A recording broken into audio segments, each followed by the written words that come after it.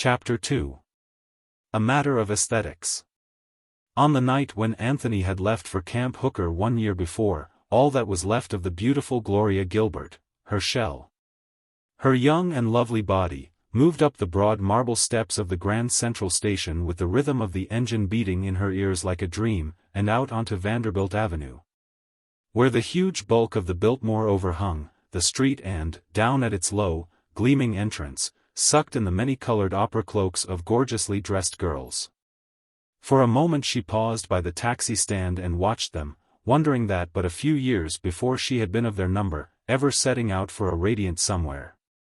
Always just about to have that ultimate passionate adventure for which the girls' cloaks were delicate and beautifully furred, for which their cheeks were painted and their hearts higher than the transitory dome of pleasure that would engulf them, coiffure, cloak, and all. It was growing colder and the men passing had flipped up the collars of their overcoats. This change was kind to her. It would have been kinder still had everything changed, weather, streets, and people, and had she been whisked away, to wake in some high, fresh-scented room, alone and statuesque within and without, as in her virginal and colorful past. Inside the taxicab she wept impotent tears. That she had not been happy with Anthony for over a year mattered little. Recently his presence had been no more than what it would awake in her of that memorable June. The Anthony of late, irritable, weak, and poor, could do no less than make her irritable in turn, and bored with everything except the fact that in a highly imaginative and eloquent youth they had come together in an ecstatic revel of emotion. Because of this mutually vivid memory she would have done more for Anthony than for any other human, so when she got into the taxicab she wept passionately, and wanted to call his name aloud. Miserable, lonesome as a forgotten child, she sat in the quiet apartment and wrote him a letter full of confused sentiment. I can almost look down the tracks and see you going but without you. Dearest, dearest, I can't see or hear or feel or think. Being apart, whatever has happened or will happen to us, is like begging for mercy from a storm, Anthony, it's like growing old. I want to kiss you so, in the back of your neck where your old black hair starts. Because I love you and whatever we do or say to each other, or have done, or have said, you've got to feel how much I do, how inanimate I am when you're gone. I can't even hate the damnable presence of people, those people in the station who haven't any right to live. I can't resent them even though they're dirtying up our world. Because I'm engrossed in wanting you so. If you hated me, if you were covered with sores like a leper, if you ran away with another woman or starved me or beat me, how absurd this sounds, I'd still want you, I'd still love you. I know, my darling. It's late, I have all the windows open and the air outside is just as soft as spring, yet, somehow, much more young and frail than spring. Why do they make spring a young girl? Why does that illusion dance and yodel its way for 3 months through the world's preposterous barrenness? Spring is a lean old plow horse with its ribs showing, it's a pile of refuse in a field, parched by the sun and the rain to an ominous cleanliness. In a few hours you'll wake up, my darling, and you'll be miserable and disgusted with life.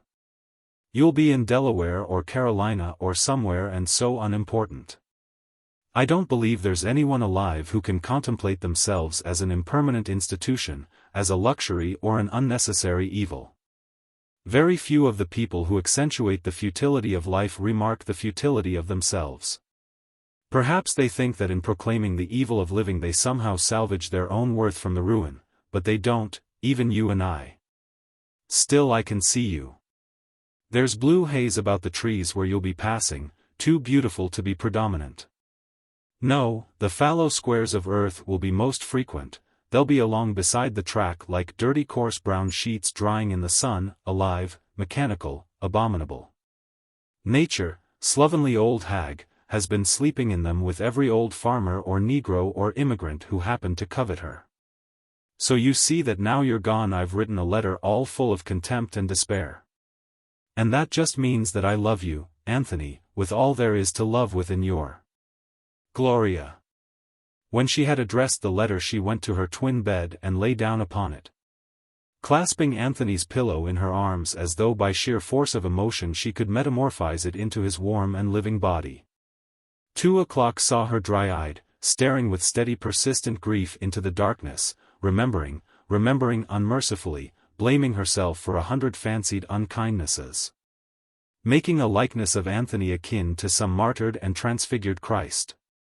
For a time she thought of him as he, in his more sentimental moments, probably thought of himself. At 5 she was still awake. A mysterious grinding noise that went on every morning across the areaway told her the hour. She heard an alarm clock ring, and saw a light make a yellow square on an illusory blank wall opposite. With the half-formed resolution of following him south immediately, her sorrow grew remote and unreal, and moved off from her as the dark moved westward. She fell asleep. When she awoke, the sight of the empty bed beside her brought a renewal of misery, dispelled shortly, however, by the inevitable callousness of the bright morning. Though she was not conscious of it, there was relief in eating breakfast without Anthony's tired and worried face opposite her. Now that she was alone, she lost all desire to complain about the food.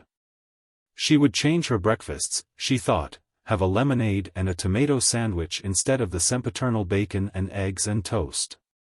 Nevertheless, at noon, when she had called up several of her acquaintances, including the Marshal Muriel, and found each one engaged for lunch, she gave way to a quiet pity for herself and her loneliness.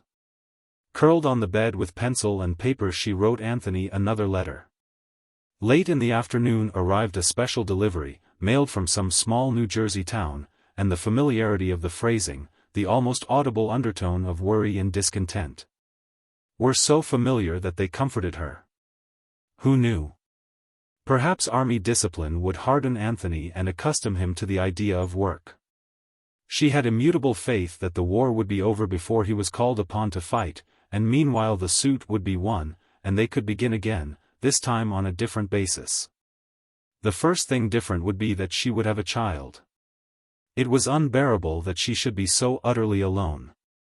It was a week before she could stay in the apartment with the probability of remaining dry-eyed. There seemed little in the city that was amusing. Muriel had been shifted to a hospital in New Jersey, from which she took a metropolitan holiday only every other week. And with this defection Gloria grew to realize how few were the friends she had made in all these years of New York. The men she knew were in the army. Men she knew, she had conceded vaguely to herself that all the men who had ever been in love with her were her friends. Each one of them had at a certain considerable time professed to value her favor above anything in life. But now, where were they? At least 2 were dead, half a dozen or more were married, the rest scattered from France to the Philippines. She wondered whether any of them thought of her, and how often, and in what respect. Most of them must still picture the little girl of 17 or so, the adolescent siren of 9 years before. The girls, too, were gone far afield. She had never been popular in school. She had been too beautiful, too lazy, not sufficiently conscious of being a farm-over girl and a future wife and mother, in perpetual capital letters. And girls who had never been kissed hinted, with shocked expressions on their plain but not particularly wholesome faces, that Gloria had. Then these girls had gone east or west or south, married and become people, prophesying, if they prophesied about Gloria, that she would come to a bad end, not knowing that no endings were bad. And that they, like her, were by no means the mistresses of their destinies. Gloria told over to herself the people who had visited them in the grey house at Marietta. It had seemed at the time that they were always having company. She had indulged in an unspoken conviction that each guest was ever afterward slightly indebted to her. They owed her a sort of moral $10 apiece, and should she ever be in need she might, so to speak, borrow from them this visionary currency.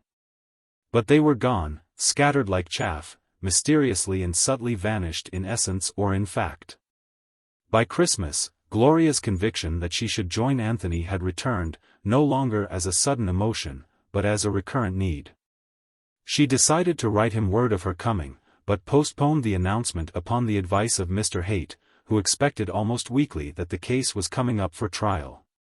One day, early in January, as she was walking on Fifth Avenue, bright now with uniforms and hung with the flags of the virtuous nations, she met Rachel Barnes, whom she had not seen for nearly a year. Even Rachel, whom she had grown to dislike, was a relief from ennui, and together they went to the Ritz for tea. After a second cocktail they became enthusiastic. They liked each other. They talked about their husbands, Rachel in that tone of public vainglory, with private reservations, in which wives are wont to speak. Rodman's abroad in the Quartermaster Corps. He's a captain. He was bound he would go, and he didn't think he could get into anything else. Anthony's in the infantry.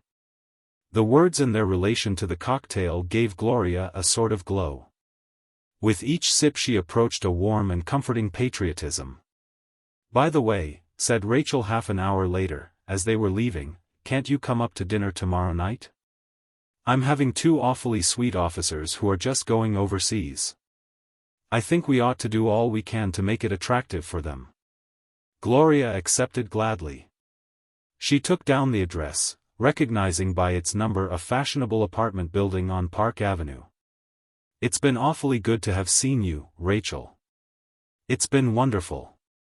I've wanted to." With these 3 sentences, a certain night in Marietta 2 summers before, when Anthony and Rachel had been unnecessarily attentive to each other, was forgiven. Gloria forgave Rachel. Rachel forgave Gloria. Also it was forgiven that Rachel had been witness to the greatest disaster in the lives of Mr. and Mrs. Anthony Patch. Compromising with events, time moves along. The wiles of Captain Collins. The 2 officers were captains of the popular craft, machine gunnery. At dinner they referred to themselves with conscious boredom as members of the Suicide Club. In those days every recondite branch of the service referred to itself as the Suicide Club. One of the captains, Rachel's captain, Gloria observed, was a tall horsey man of 30 with a pleasant mustache and ugly teeth. The other, Captain Collins, was chubby, pink-faced, and inclined to laugh with abandon every time he caught Gloria's eye. He took an immediate fancy to her, and throughout dinner showered her with inane compliments. With her second glass of champagne, Gloria decided that for the first time in months she was thoroughly enjoying herself. After dinner it was suggested that they all go somewhere and dance. The 2 officers supplied themselves with bottles of liquor from Rachel's sideboard, a law forbade service to the military, and so equipped they went through innumerable fox trots in several glittering caravanseries along Broadway. Faithfully alternating partners, while Gloria became more and more uproarious and more amusing to the pink-faced captain, who seldom bothered to remove his genial smile at all. At 11 o'clock, to her great surprise, she was in the minority for staying out. The others wanted to return to Rachel's apartment, to get some more liquor, they said. Gloria argued persistently that Captain Collins's flask was half full. She had just seen it, then catching Rachel's eye she received an unmistakable wink. She deduced, confusedly, that her hostess wanted to get rid of the officers and assented to being bundled into a taxicab outside. Captain Wolfe sat on the left with Rachel on his knees. Captain Collins sat in the middle, and as he settled himself he slipped his arm about Gloria's shoulder. It rested there lifelessly for a moment and then tightened like a vice. He leaned over her. "You're awfully pretty," he whispered. "Thank you kindly, sir." She was neither pleased nor annoyed. Before Anthony came, so many arms had done likewise that it had become little more than a gesture, sentimental but without significance.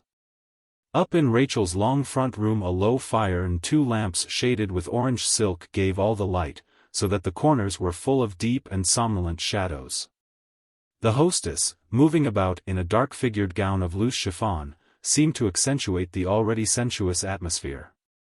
For a while they were all 4 together, tasting the sandwiches that waited on the tea table. Then Gloria found herself alone with Captain Collins on the fireside lounge. Rachel and Captain Wolfe had withdrawn to the other side of the room, where they were conversing in subdued voices. "I wish you weren't married," said Collins, his face a ludicrous travesty of, in all seriousness. "Why?" She held out her glass to be filled with a highball. "Don't drink any more," he urged her, frowning. "Why not? You'd be nicer, if you didn't." Gloria caught suddenly the intended suggestion of the remark, the atmosphere he was attempting to create. She wanted to laugh, yet she realized that there was nothing to laugh at. She had been enjoying the evening, and she had no desire to go home. At the same time it hurt her pride to be flirted with on just that level. "Pour me another drink," she insisted. "Please." "Oh, don't be ridiculous," she cried in exasperation. "Very well." He yielded with ill grace. Then his arm was about her again, and again she made no protest. But when his pink cheek came close she leaned away. "You're awfully sweet," he said with an aimless air. She began to sing softly, wishing now that he would take down his arm. Suddenly her eye fell on an intimate scene across the room. Rachel and Captain Wolfe were engrossed in a long kiss. Gloria shivered slightly, she knew not why. Pink Face approached again. "You shouldn't look at them," he whispered. Almost immediately his other arm was around her, his breath was on her cheek. Again absurdity triumphed over disgust, and her laugh was a weapon that needed no edge of words. "Oh, I thought you were a sport," he was saying. "What's a sport?" "Why, a person that likes to enjoy life." "Is kissing you generally considered a joyful affair?" They were interrupted as Rachel and Captain Wolfe appeared suddenly before them. "It's late, Gloria," said Rachel. She was flushed and her hair was disheveled. "You'd better stay here all night." For an instant Gloria thought the officers were being dismissed. Then she understood, and, understanding, got to her feet as casually as she was able. Uncomprehendingly Rachel continued. "You can have the room just off this one. I can lend you everything you need." Collins's eyes implored her like a dog's. Captain Wolfe's arm had settled familiarly around Rachel's waist. They were waiting. But the lure of promiscuity, colorful, various, labyrinthine, and ever a little odorous and stale, had no call or promise for Gloria. Had she so desired she would have remained, without hesitation, without regret. As it was she could face coolly the 6 hostile and offended eyes that followed her out into the hall with forced politeness and hollow words. "He wasn't even sport enough to try to take me home," she thought in the taxi, and then with a quick surge of resentment, how utterly common. Gallantry. In February she had an experience of quite a different sort. Tudor Baird, an ancient flame, a young man whom at one time she had fully intended to marry, came to New York by way of the Aviation Corps, and called upon her. They went several times to the theater, and within a week, to her great enjoyment, he was as much in love with her as ever. Quite deliberately she brought it about, realizing too late that she had done a mischief. He reached the point of sitting with her in miserable silence whenever they went out together.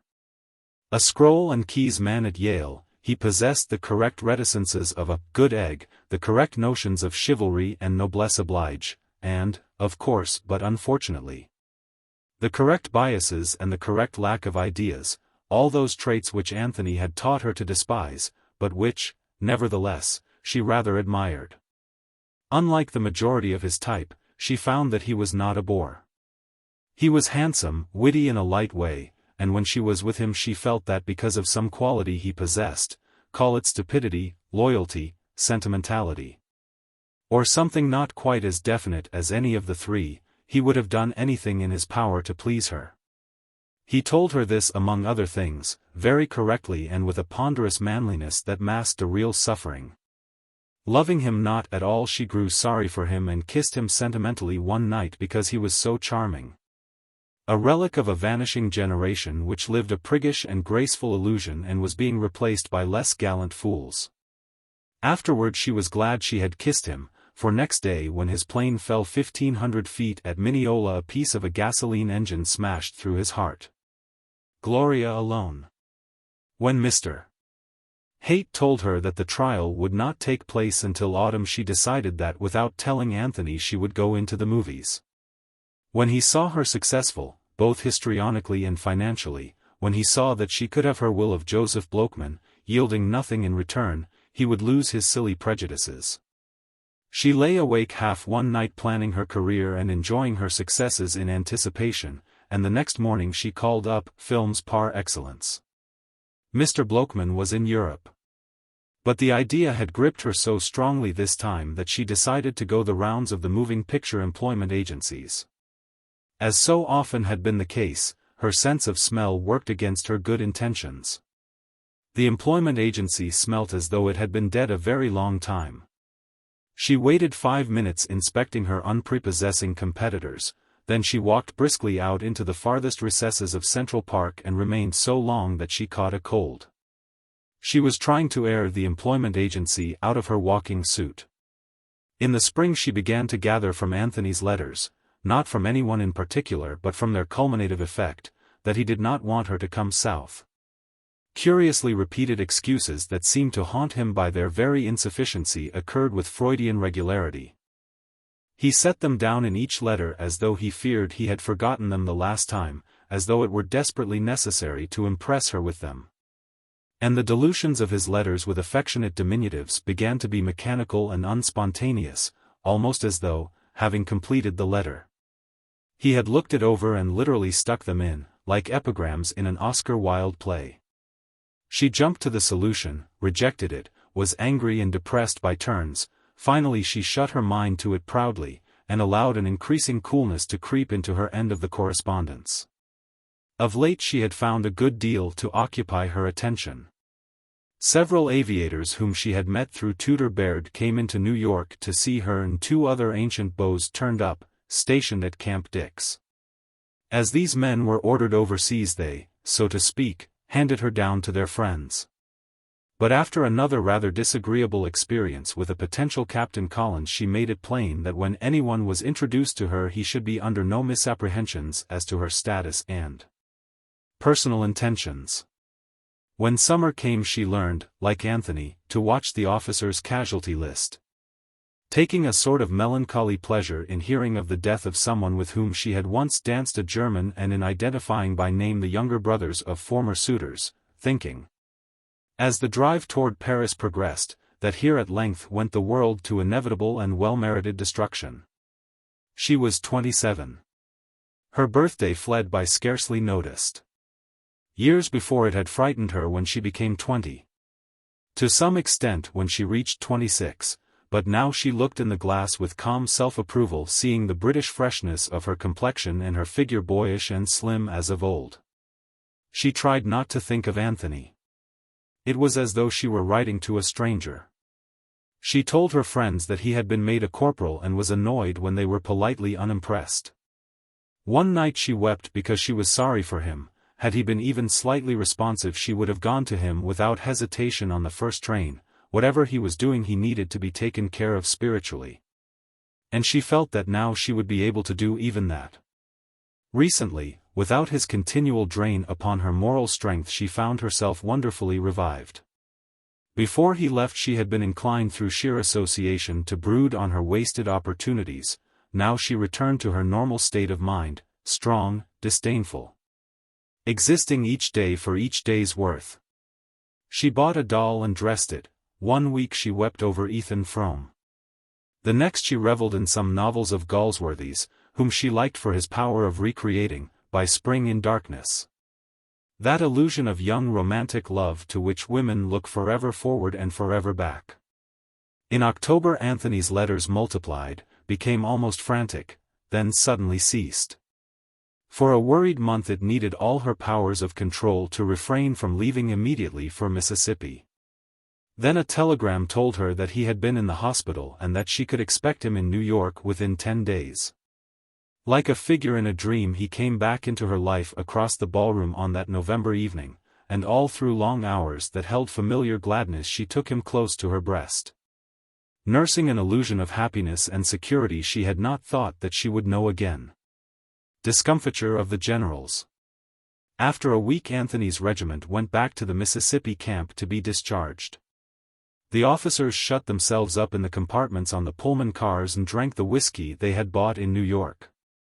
And in the coaches the soldiers got as drunk as possible also, and pretended whenever the train stopped at a village that they were just returned from France, where they had practically put an end to the German army. As they all wore overseas caps and claimed that they had not had time to have their gold service stripes sewed on. The yokelry of the seaboard were much impressed and asked them how they liked the trenches, to which they replied, "Oh, boy," with great smacking of tongues and shaking of heads. Someone took a piece of chalk and scrawled on the side of the train, "We won the war, now we're going home," and the officers laughed and let it stay. They were all getting what swagger they could out of this ignominious return. As they rumbled on toward camp, Anthony was uneasy lest he should find Dot awaiting him patiently at the station. To his relief he neither saw nor heard anything of her, and thinking that were she still in town she would certainly attempt to communicate with him, he concluded that she had gone, whither he neither knew nor cared. He wanted only to return to Gloria, Gloria reborn and wonderfully alive. When eventually he was discharged he left his company on the rear of a great truck with a crowd who had given tolerant, almost sentimental, cheers for their officers, especially for Captain Dunning. The captain, on his part, had addressed them with tears in his eyes as to the pleasure, etc., and the work, etc., and time not wasted, etc., and duty, etc. It was very dull and human. Having given ear to it, Anthony, whose mind was freshened by his week in New York, renewed his deep loathing for the military profession and all it connoted. In their childish hearts 2 out of every 3 professional officers considered that wars were made for armies and not armies for wars. He rejoiced to see general and field officers riding desolately about the barren camp deprived of their commands. He rejoiced to hear the men in his company laugh scornfully at the inducements tendered them to remain in the army. They were to attend schools. He knew what these schools were. 2 days later he was with Gloria in New York. Another winter. Late one February afternoon Anthony came into the apartment and, groping through the little hall, pitch dark in the winter dusk, found Gloria sitting by the window. She turned as he came in. "What did Mr. Haight have to say?" she asked listlessly. "Nothing," he answered, "usual thing. Next month, perhaps." She looked at him closely. Her ear attuned to his voice caught the slightest thickness in the dissyllable. "You've been drinking," she remarked dispassionately. "Couple glasses." "Oh." He yawned in the armchair and there was a moment's silence between them. Then she demanded suddenly, "Did you go to Mr. Haight? Tell me the truth." "No," he smiled weakly. "As a matter of fact I didn't have time." "I thought you didn't go." "He sent for you." "I don't give a damn. I'm sick of waiting around his office. You'd think he was doing me a favor." He glanced at Gloria as though expecting moral support, but she had turned back to her contemplation of the dubious and unprepossessing out-of-doors. "I feel rather weary of life today," he offered tentatively. Still she was silent. "I met a fellow and we talked in the Biltmore bar." The dusk had suddenly deepened but neither of them made any move to turn on the lights. Lost in heaven knew what contemplation, they sat there until a flurry of snow drew a languid sigh from Gloria. "What've you been doing?" he asked, finding the silence oppressive. "Reading a magazine, all full of idiotic articles by prosperous authors about how terrible it is for poor people to buy silk shirts. And while I was reading it I could think of nothing except how I wanted a gray squirrel coat, and how we can't afford one." "Yes, we can." "Oh, no." "Oh, yes. If you want a fur coat you can have one." Her voice coming through the dark held an implication of scorn. "You mean we can sell another bond?" "If necessary. I don't want to go without things. We have spent a lot, though, since I've been back." "Oh, shut up," she said in irritation. "Why?" "Because I'm sick and tired of hearing you talk about what we've spent or what we've done. You came back 2 months ago and we've been on some sort of a party practically every night since. We've both wanted to go out, and we've gone. Well, you haven't heard me complain, have you?" But all you do is whine, whine, whine. I don't care any more what we do or what becomes of us, and at least I'm consistent. But I will not tolerate your complaining and calamity howling. You're not very pleasant yourself sometimes, you know. I'm under no obligations to be. You're not making any attempt to make things different. But I am. Huh. Seems to me I've heard that before. This morning you weren't going to touch another thing to drink until you'd gotten a position. And you didn't even have the spunk to go to Mr. Haight when he sent for you about the suit. Anthony got to his feet and switched on the lights. See here, he cried, blinking, I'm getting sick of that sharp tongue of yours. Well, what are you going to do about it? Do you think I'm particularly happy? He continued, ignoring her question. Do you think I don't know we're not living as we ought to? In an instant Gloria stood trembling beside him. I won't stand it, she burst out. I won't be lectured to. You and your suffering. You're just a pitiful weakling and you always have been. They faced one another idiotically, each of them unable to impress the other, each of them tremendously, achingly, bored. Then she went into the bedroom and shut the door behind her. His return had brought into the foreground all their pre-bellum exasperations. Prices had risen alarmingly, and in perverse ratio their income had shrunk to a little over half of its original size. There had been the large retainer's fee to Mr. Haight, there were stocks bought at 100, now down to 30 and 40, and other investments that were not paying at all. During the previous spring Gloria had been given the alternative of leaving the apartment or of signing a year's lease at $225 a month. She had signed it. Inevitably, as the necessity for economy had increased, they found themselves as a pair quite unable to save. The old policy of prevarication was resorted to. Weary of their incapabilities, they chattered of what they would do, tomorrow, of how they would stop going on parties, and of how Anthony would go to work. But when dark came down, Gloria, accustomed to an engagement every night, would feel the ancient restlessness creeping over her. She would stand in the doorway of the bedroom, chewing furiously at her fingers and sometimes meeting Anthony's eyes as he glanced up from his book. Then the telephone, and her nerves would relax, she would answer it with ill-concealed eagerness. Someone was coming up for just a few minutes, and the weariness of pretense, the appearance of the wine table, the revival of their jaded spirits, and the awakening. Like the midpoint of a sleepless night in which they moved. As the winter passed with the march of the returning troops along Fifth Avenue, they became more and more aware that since Anthony's return their relations had entirely changed. After that reflowering of tenderness and passion, each of them had returned into some solitary dream unshared by the other, and what endearments passed between them passed, it seemed, from empty heart to empty heart, echoing hollowly the departure of what they knew at last was gone. Anthony had again made the rounds of the metropolitan newspapers and had again been refused encouragement by a motley of office boys, telephone girls, and city editors. The word was, we're keeping any vacancies open for our own men who are still in France. Then, late in March, his eye fell on an advertisement in the morning paper, and in consequence he found at last the semblance of an occupation. You can sell. Why not earn while you learn? Our salesmen make $50, $200 weekly.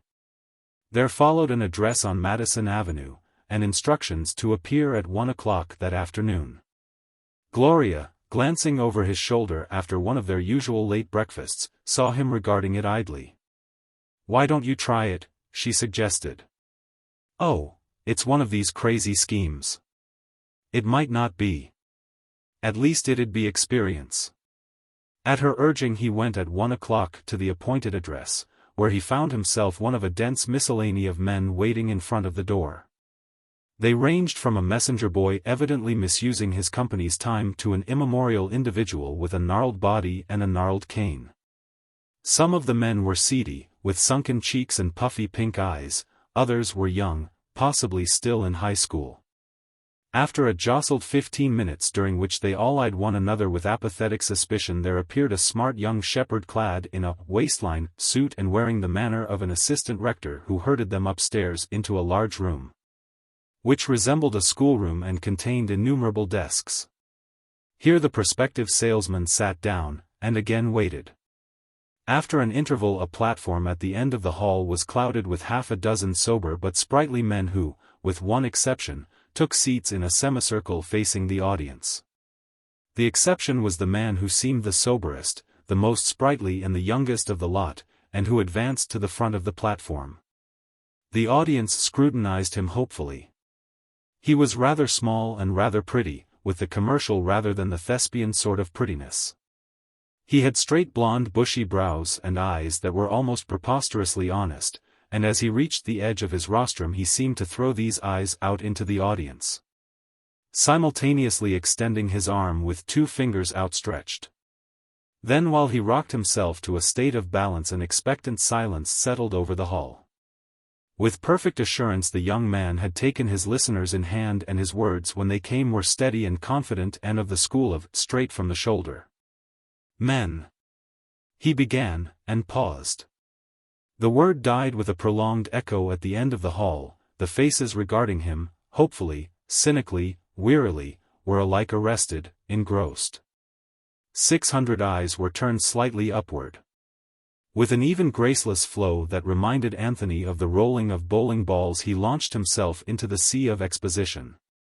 This bright and sunny morning you picked up your favorite newspaper and you found an advertisement which made the plain, unadorned statement that you could sell. That was all it said. It didn't say what, it didn't say how, it didn't say why. It just made one single solitary assertion that you and you, business of pointing, could sell. Now my job isn't to make a success of you, because every man is born a success, he makes himself a failure. It's not to teach you how to talk, because each man is a natural orator and only makes himself a clam. My business is to tell you one thing in a way that will make you know it. It's to tell you that you and you have the heritage of money and prosperity waiting for you to come and claim it. At this point an Irishman of saturnine appearance rose from his desk near the rear of the hall and went out. That man thinks he'll go look for it in the beer parlor around the corner. Laughter. He won't find it there. Once upon a time I looked for it there myself, laughter, but that was before I did what every one of you men, no matter how young or how old, how poor or how rich, a faint ripple of satirical laughter, can do. It was before I found myself. Now I wonder if any of you men know what a heart talk is. A heart talk is a little book in which I started, about 5 years ago, to write down what I had discovered were the principal reasons for a man's failure and the principal reasons for a man's success, from John D. Rockefeller back to John D. Napoleon, laughter, and before that, back in the days when Abel sold his birthright for a mess of pottage. There are now 100 of these heart talks. Those of you who are sincere, who are interested in our proposition, above all who are dissatisfied with the way things are breaking for you at present, will be handed one to take home with you as you go out yonder door this afternoon. Now in my own pocket I have 4 letters just received concerning heart talks. These letters have names signed to them that are familiar in every household in the USA. Listen to this one from Detroit. Dear Mr. Carlton, I want to order 3,000 more copies of Heart Talks for distribution among my salesmen. They have done more for getting work out of the men than any bonus proposition ever considered. I read them myself constantly, and I desire to heartily congratulate you on getting at the roots of the biggest problem that faces our generation today, the problem of salesmanship. The rock bottom on which the country is founded is the problem of salesmanship. With many felicitations, I am yours very cordially, Henry W. Terrell. He brought the name out in 3 long booming triumphancies, pausing for it to produce its magical effect. Then he read 2 more letters, one from a manufacturer of vacuum cleaners and one from the president of the Great Northern Doily Company. And now, he continued, I'm going to tell you in a few words what the proposition is that's going to make those of you who go into it in the right spirit. Simply put, it's this: Heart Talks have been incorporated as a company. We're going to put these little pamphlets into the hands of every big business organization, every salesman, and every man who knows, I don't say, thinks, I say, knows, that he can sell. We are offering some of the stock of the Heart Talks concern upon the market, and in order that the distribution may be as wide as possible, and in order also that we can furnish a living. Concrete, flesh and blood example of what salesmanship is, or rather what it may be, we're going to give those of you who are the real thing a chance to sell that stock. Now, I don't care what you've tried to sell before or how you've tried to sell it. It don't matter how old you are or how young you are. I only want to know two things: first, do you want success, and, second, will you work for it? My name is Sammy Carlton. Not Mr. Carlton, but just plain Sammy. I'm a regular no-nonsense man with no fancy frills about me. I want you to call me Sammy. Now this is all I'm going to say to you today. Tomorrow I want those of you who have thought it over and have read the copy of Heart Talks, which will be given to you at the door, to come back to this same room at this same time. Then we'll go into the proposition further and I'll explain to you what I've found the principles of success to be. I'm going to make you feel that you can sell. Mr. Carlton's voice echoed for a moment through the hall and then died away. To the stamping of many feet Anthony was pushed and jostled with the crowd out of the room. Further adventures with Heart Talks. With an accompaniment of ironic laughter, Anthony told Gloria the story of his commercial adventure. But she listened without amusement. "You're going to give up again?" she demanded coldly. "Why, you don't expect me to?" "I never expected anything of you." He hesitated. "Well, I can't see the slightest benefit in laughing myself sick over this sort of affair. If there's anything older than the old story, it's the new twist." It required an astonishing amount of moral energy on Gloria's part to intimidate him into returning, and when he reported next day, somewhat depressed from his perusal of the senile bromides skittishly set forth in Heart Talks on Ambition, he found only 50 of the original 300 awaiting the appearance of the vital and compelling Sammy Carlton. Mr. Carlton's powers of vitality and compulsion were this time exercised in elucidating that magnificent piece of speculation, how to sell. It seemed that the approved method was to state one's proposition and then to say not, and now, will you buy? This was not the way, oh, no. The way was to state one's proposition and then, having reduced one's adversary to a state of exhaustion, to deliver oneself of the categorical imperative, now see here. You've taken up my time explaining this matter to you. You've admitted my points, all I want to ask is how many do you want? As Mr. Carlton piled assertion upon assertion, Anthony began to feel a sort of disgusted confidence in him. The man appeared to know what he was talking about. Obviously prosperous, he had risen to the position of instructing others. It did not occur to Anthony that the type of man who attains commercial success seldom knows how or why, and, as in his grandfather's case, when he ascribes reasons, the reasons are generally inaccurate and absurd. Anthony noted that of the numerous old men who had answered the original advertisement, only 2 had returned. And that among the 30-odd who assembled on the third day to get actual selling instructions from Mr. Carlton, only 1 gray head was in evidence. These 30 were eager converts, with their mouths they followed the working of Mr. Carlton's mouth. They swayed in their seats with enthusiasm, and in the intervals of his talk they spoke to each other in tense approving whispers.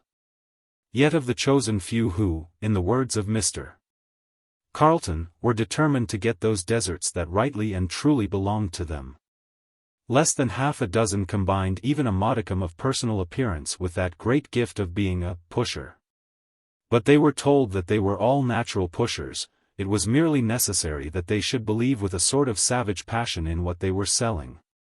He even urged each one to buy some stock himself, if possible, in order to increase his own sincerity. On the 5th day then, Anthony sallied into the street with all the sensations of a man wanted by the police. Acting according to instructions, he selected a tall office building in order that he might ride to the top story and work downward, stopping in every office that had a name on the door. But at the last minute he hesitated. Perhaps it would be more practicable to acclimate himself to the chilly atmosphere which he felt was awaiting him by trying a few offices on, say, Madison Avenue. He went into an arcade that seemed only semi-prosperous, and seeing a sign which read, Percy B. Weatherby, Architect, he opened the door heroically and entered. A starchy young woman looked up questioningly. "Can I see Mr. Weatherby?" He wondered if his voice sounded tremulous. She laid her hand tentatively on the telephone receiver. "What's the name, please?" "He wouldn't, know me." "He wouldn't know my name." "What's your business with him?" "You an insurance agent?" "Oh, no, nothing like that," denied Anthony hurriedly. "Oh, no. It's a personal matter." He wondered if he should have said this. It had all sounded so simple when Mr. Carlton had enjoined his flock.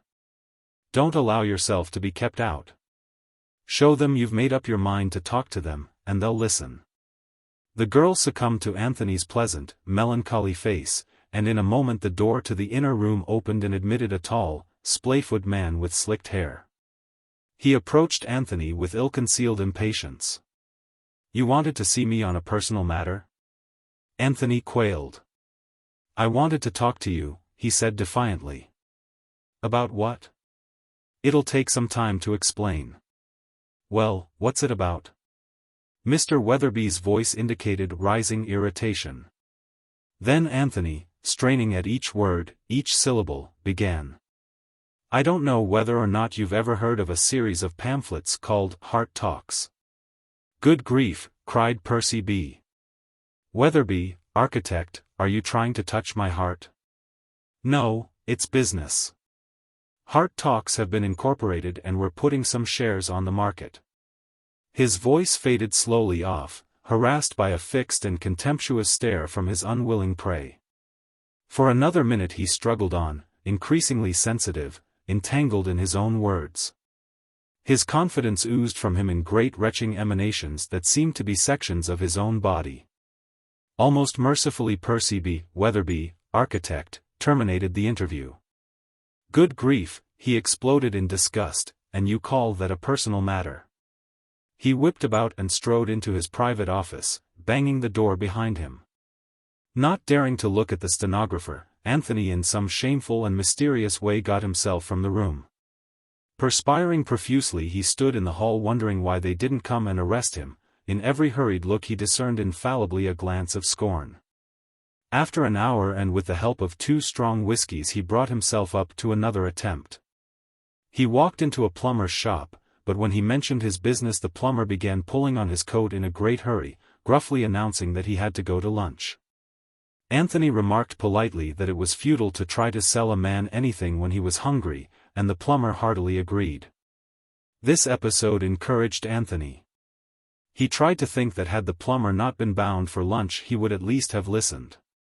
Passing by a few glittering and formidable bazaars he entered a grocery store. A talkative proprietor told him that before buying any stocks he was going to see how the armistice affected the market. To Anthony this seemed almost unfair. In Mr.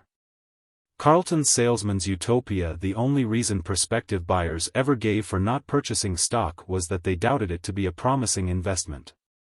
Obviously a man in that state was almost ludicrously easy game, to be brought down merely by the judicious application of the correct selling points. But these men, why, actually they weren't considering buying anything at all. Anthony took several more drinks before he approached his fourth man, a real estate agent. Nevertheless, he was floored with a coup as decisive as a syllogism. The real estate agent said that he had 3 brothers in the investment business. Viewing himself as a breaker-up of homes Anthony apologized and went out. After another drink he conceived the brilliant plan of selling the stock to the bartenders along Lexington Avenue. This occupied several hours, for it was necessary to take a few drinks in each place in order to get the proprietor in the proper frame of mind to talk business. But the bartenders one and all contended that if they had any money to buy bonds they would not be bartenders. It was as though they had all convened and decided upon that rejoinder. As he approached a dark and soggy 5 o'clock, he found that they were developing a still more annoying tendency to turn him off with a jest.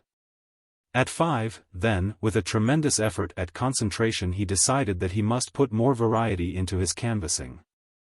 He selected a medium-sized delicatessen store, and went in. He felt, illuminatingly, that the thing to do was to cast a spell not only over the storekeeper but over all the customers as well, and perhaps through the psychology of the herd instinct they would buy as an astounded and immediately convinced whole. Afternoon, he began in a loud thick voice. Ga lil proposition. If he had wanted silence he obtained it. A sort of awe descended upon the half-dozen women marketing and upon the grey-haired ancient who in cap and apron was slicing chicken. Anthony pulled a batch of papers from his flapping briefcase and waved them cheerfully. Buy a bon, he suggested, good as Liberty Bon. The phrase pleased him and he elaborated upon it. Better an Liberty Bon. Every one these bonds worth 2 Liberty Bonds. His mind made a hiatus and skipped to his peroration, which he delivered with appropriate gestures, these being somewhat marred by the necessity of clinging to the counter with one or both hands. Now see here. You taken up my time. I don't want know why you won't buy. I just want you say why. Want you say how many. At this point they should have approached him with checkbooks and fountain pens in hand. Realizing that they must have missed a cue, Anthony, with the instincts of an actor, went back and repeated his finale. Now see here. You taken up my time. You followed proposition. You agreed reasonin'. Now, all I want from you is, how many Libty bonds? See here, broke in a new voice. A portly man whose face was adorned with symmetrical scrolls of yellow hair had come out of a glass cage in the rear of the store and was bearing down upon Anthony. See here, you. How many? Repeated the salesman sternly. You taken up my time. Hey, you, cried the proprietor, I'll have you taken up by the police. You most certainly won't, returned Anthony with fine defiance. All I want know is how many.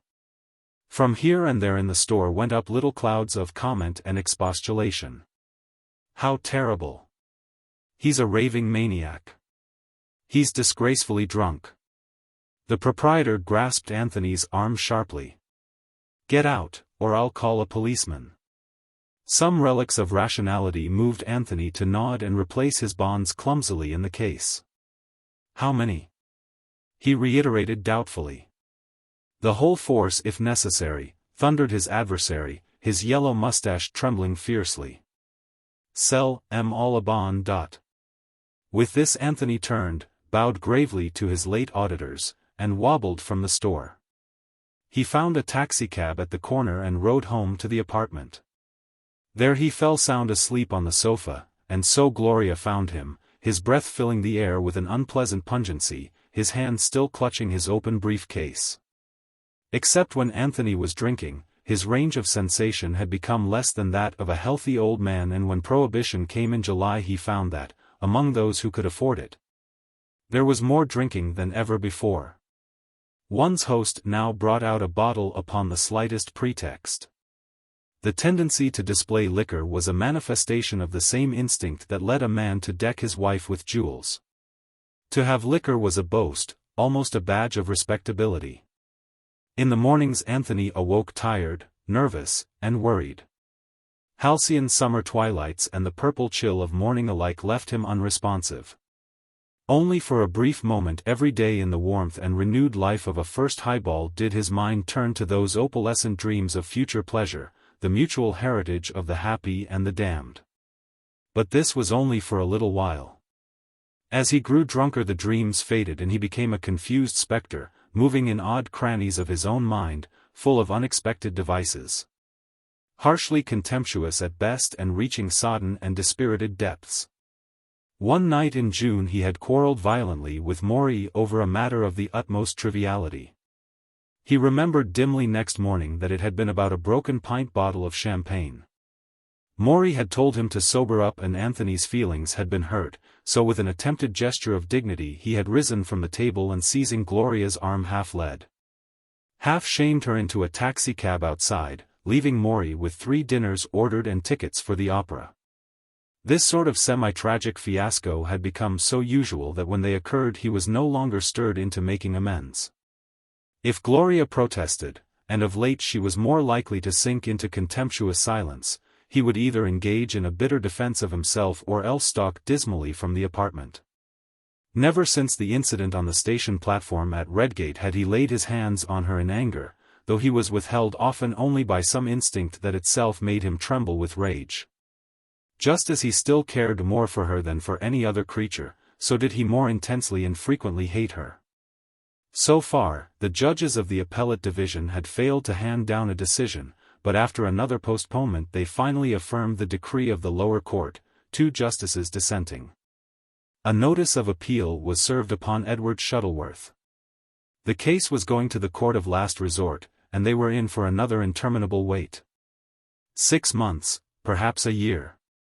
It had grown enormously unreal to them, remote and uncertain as heaven.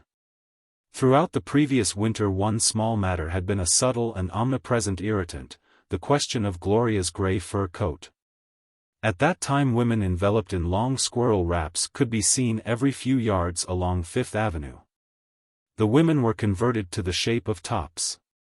They seemed porcine and obscene. They resembled kept women in the concealing richness, the feminine animality of the garment. Yet, Gloria wanted a gray squirrel coat. Discussing the matter, or, rather, arguing it, for even more than in the first year of their marriage did every discussion take the form of bitter debate full of such phrases as, most certainly.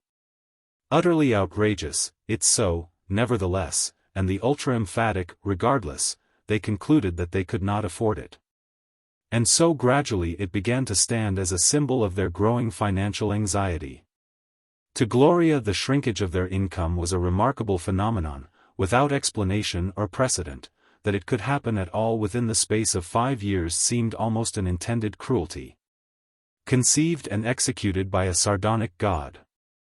When they were married $7,500 a year had seemed ample for a young couple, especially when augmented by the expectation of many millions. Gloria had failed to realize that it was decreasing not only in amount but in purchasing power until the payment of Mr. Haight's retaining fee of $15,000 made the fact suddenly and startlingly obvious. When Anthony was drafted they had calculated their income at over $400 a month, with the dollar even then decreasing in value.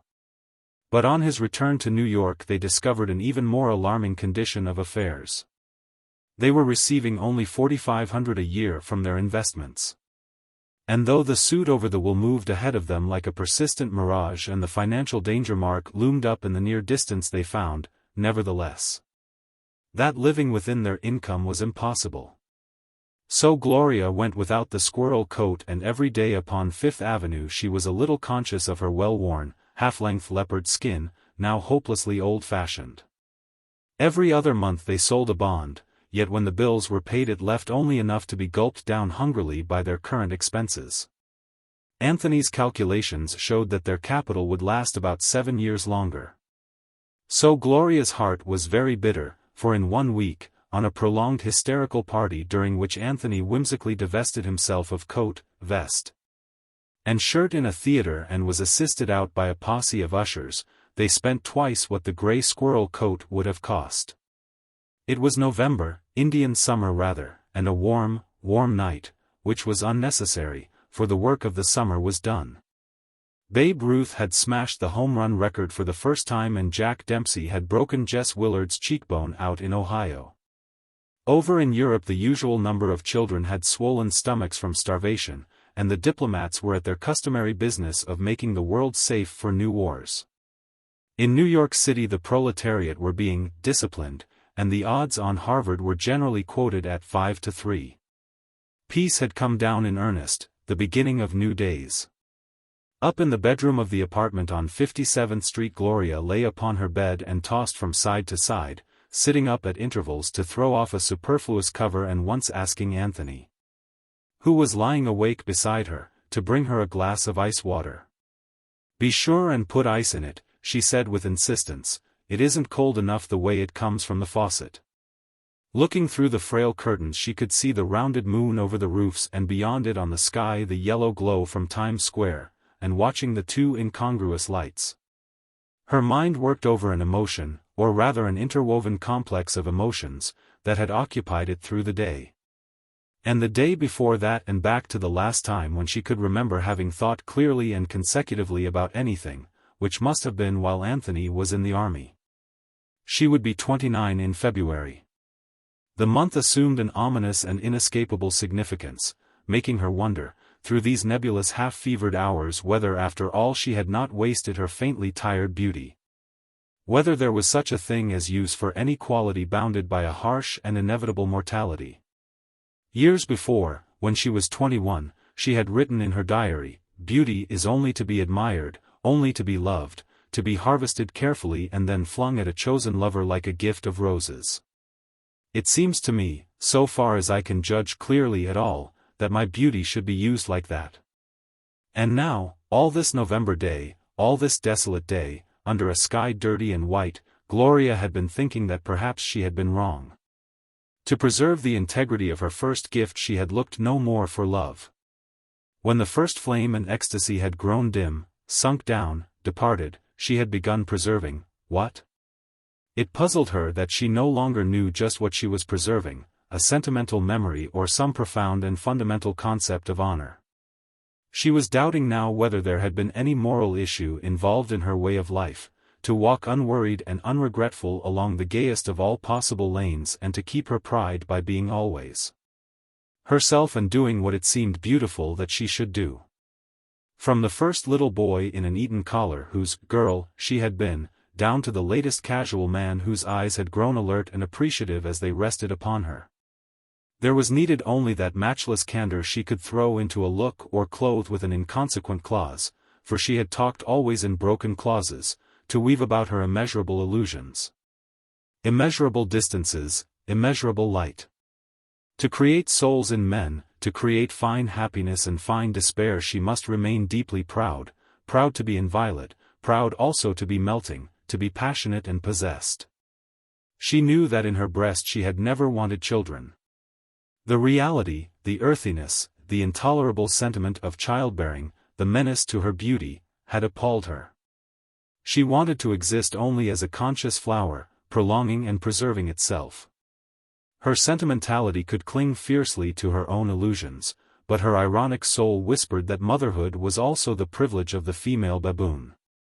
So her dreams were of ghostly children only, the perfect symbols of her early and perfect love for Anthony. In the end then, her beauty was all that never failed her. She had never seen beauty like her own. What it meant ethically or aesthetically faded before the gorgeous concreteness of her pink and white feet, the clean perfectness of her body. And the baby mouth that was like the material symbol of a kiss. She would be 29 in February. As the long night waned she grew supremely conscious that she and beauty were going to make use of these next 3 months. At first she was not sure for what, but the problem resolved itself gradually into the old lure of the screen. She was in earnest now. No material want could have moved her as this fear moved her. No matter for Anthony the poor in spirit, the weak and broken man with bloodshot eyes, for whom she still had moments of tenderness. No matter. She would be 29 in February, 100 days, so many days, she would go to Blokeman tomorrow. With the decision came relief. It cheered her that in some manner the illusion of beauty could be sustained, or preserved perhaps in celluloid after the reality had vanished. Well, tomorrow. The next day she felt weak and ill. She tried to go out, and saved herself from collapse only by clinging to a mail box near the front door. The Martinique elevator boy helped her upstairs, and she waited on the bed for Anthony's return without energy to unhook her brassiere. For 5 days she was down with influenza, which, just as the month turned the corner into winter, ripened into double pneumonia. In the feverish perambulations of her mind she prowled through a house of bleak unlighted rooms hunting for her mother. All she wanted was to be a little girl, to be efficiently taken care of by some yielding yet superior power, stupider and steadier than herself. It seemed that the only lover she had ever wanted was a lover in a dream. Odi profanum vulgus. One day in the midst of Gloria's illness there occurred a curious incident that puzzled Miss McGovern, the trained nurse, for some time afterward. It was noon, but the room in which the patient lay was dark and quiet. Miss McGovern was standing near the bed mixing some medicine, when Mrs. Patch, who had apparently been sound asleep, sat up and began to speak vehemently. "Millions of people," she said, "swarming like rats, chattering like apes, smelling like all hell, monkeys. Or lice, I suppose. For one really exquisite palace, on Long Island. Say, or even in Greenwich, for one palace full of pictures from the old world and exquisite things, with avenues of trees and green lawns and a view of the blue sea. And lovely people about in slick dresses. I'd sacrifice 100,000 of them, 1,000,000 of them." She raised her hand feebly and snapped her fingers. "I care nothing for them, understand me?" The look she bent upon Miss McGovern at the conclusion of this speech was curiously elfin, curiously intent. Then she gave a short little laugh polished with scorn, and tumbling backward fell off again to sleep. Miss McGovern was bewildered. She wondered what were the 100,000 things that Mrs. Patch would sacrifice for her palace. Dollars, she supposed, yet it had not sounded exactly like dollars. The movies. It was February, 7 days before her birthday. And the great snow that had filled up the cross streets as dirt fills the cracks in a floor had turned to slush and was being escorted to the gutters by the hoses of the street cleaning department. The wind, none the less bitter for being casual, whipped in through the open windows of the living room bearing with it the dismal secrets of the areaway and clearing the Patch apartment of stale smoke in its cheerless circulation. Gloria, wrapped in a warm kimono, came into the chilly room and taking up the telephone receiver called Joseph Blokeman. "Do you mean Mr. Joseph Black?" demanded the telephone girl at Films par Excellence. "Blokeman, Joseph Blokeman. BLO. Mr. Joseph Blokeman has changed his name to Black. Do you want him?" "Why, yes." She remembered nervously that she had once called him Blockhead to his face. His office was reached by courtesy of 2 additional female voices, the last was a secretary who took her name. Only with the flow through the transmitter of his own familiar but faintly impersonal tone did she realize that it had been 3 years since they had met. And he had changed his name to Black.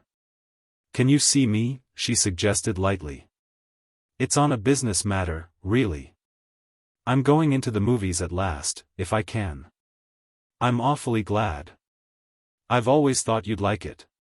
"Do you think you can get me a trial?" she demanded with the arrogance peculiar to all beautiful women, to all women who have ever at any time considered themselves beautiful.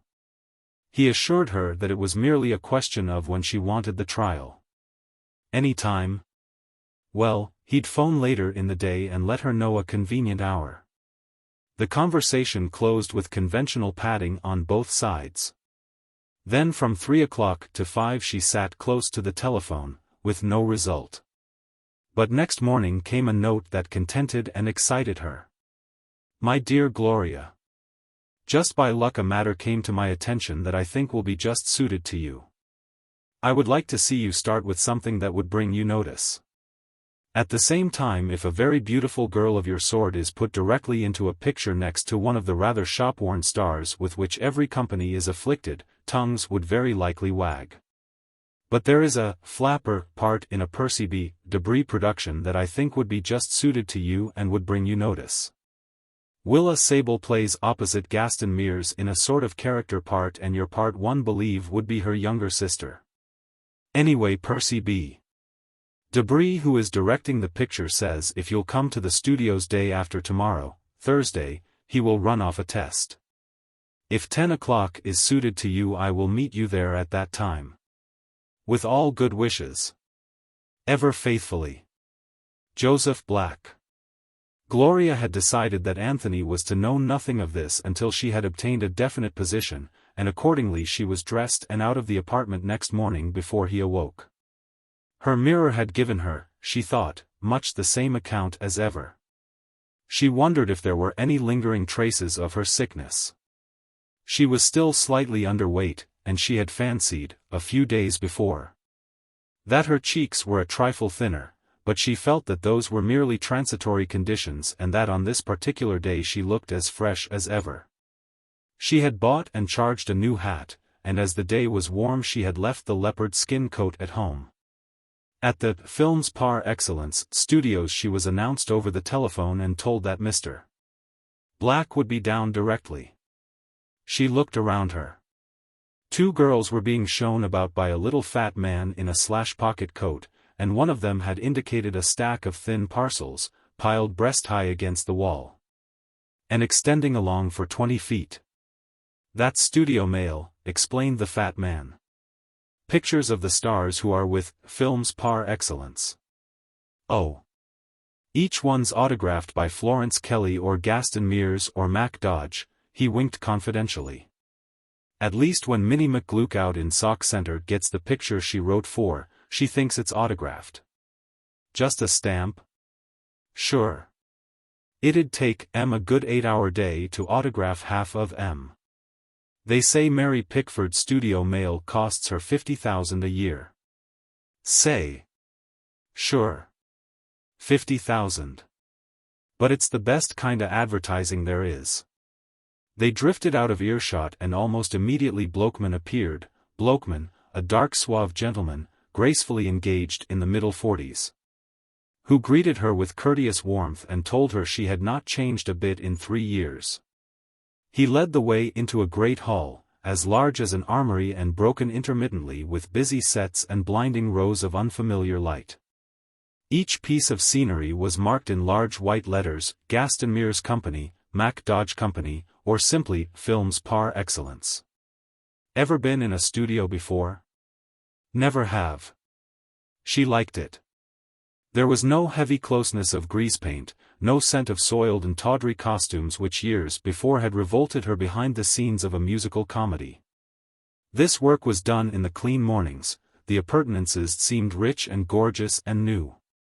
On a set that was joyous with Manchu hangings a perfect Chinaman was going through a scene according to megaphone directions as the great glittering machine ground out its ancient moral tale for the edification of the national mind.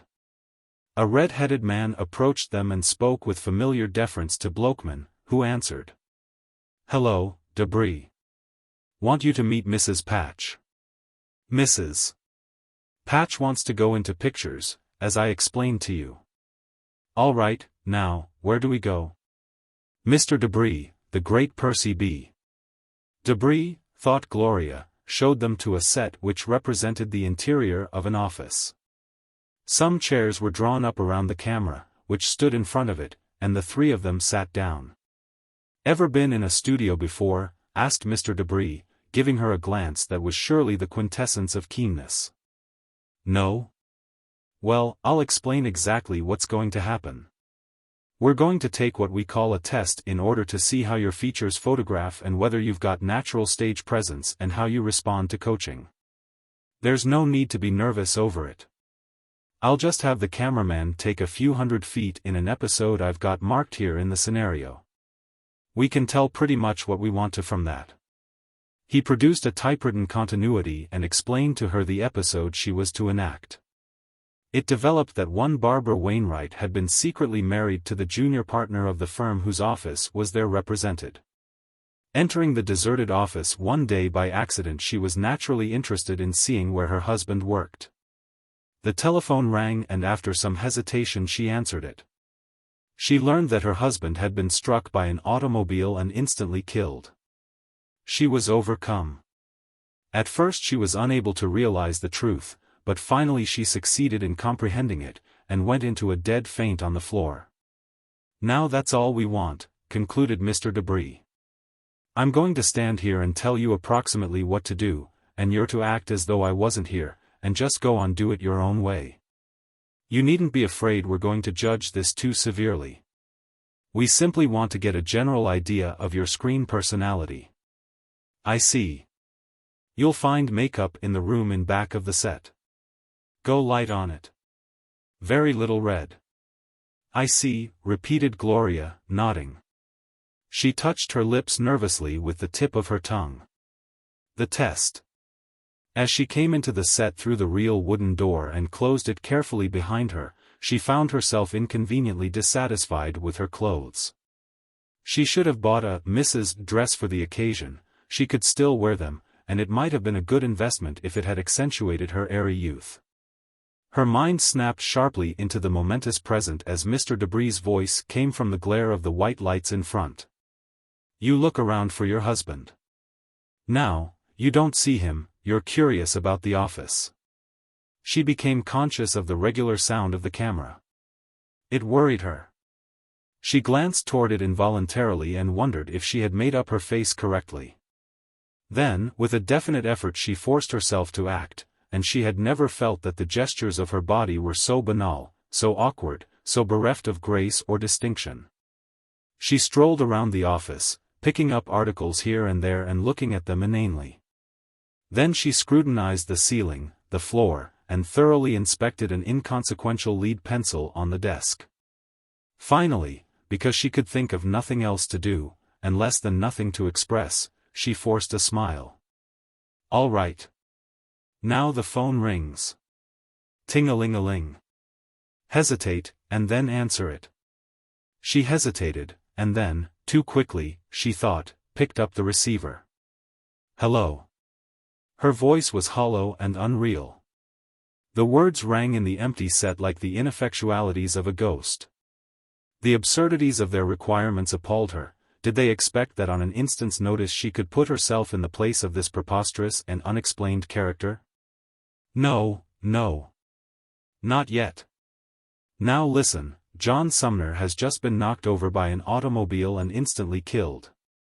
Gloria let her baby mouth drop slowly open. Then. Now hang up. With a bang. She obeyed, clung to the table with her eyes wide and staring. At length she was feeling slightly encouraged and her confidence increased. My God, she cried. Her voice was good, she thought. Oh, my God. Now faint. She collapsed forward to her knees and throwing her body outward on the ground lay without breathing. All right, called Mr. Debris. That's enough, thank you. That's plenty. Get up, that's enough. Gloria arose, mustering her dignity and brushing off her skirt. Awful, she remarked with a cool laugh, though her heart was bumping tumultuously. Terrible, wasn't it? Did you mind it? Said Mr. Debris, smiling blandly. Did it seem hard? I can't tell anything about it until I have it run off. Of course not, she agreed, trying to attach some sort of meaning to his remark, and failing. It was just the sort of thing he would have said had he been trying not to encourage her. A few moments later she left the studio. Blokeman had promised that she should hear the result of the test within the next few days. Too proud to force any definite comment, she felt a baffling uncertainty, and only now when the step had at last been taken did she realize how the possibility of a successful screen career had played in the back of her mind for the past 3 years. That night she tried to tell over to herself the elements that might decide for or against her. Whether or not she had used enough makeup worried her, and as the part was that of a girl of 20, she wondered if she had not been just a little too grave. About her acting she was least of all satisfied. Her entrance had been abominable. In fact, not until she reached the phone had she displayed a shred of poise, and then the test had been over. If they had only realized. She wished that she could try it again. A mad plan to call up in the morning and ask for a new trial took possession of her, and as suddenly faded. It seemed neither politic nor polite to ask another favor of Blokeman. The third day of waiting found her in a highly nervous condition. She had bitten the insides of her mouth until they were raw and smarting, and burnt unbearably when she washed them with Listerine. She had quarreled so persistently with Anthony that he had left the apartment in a cold fury.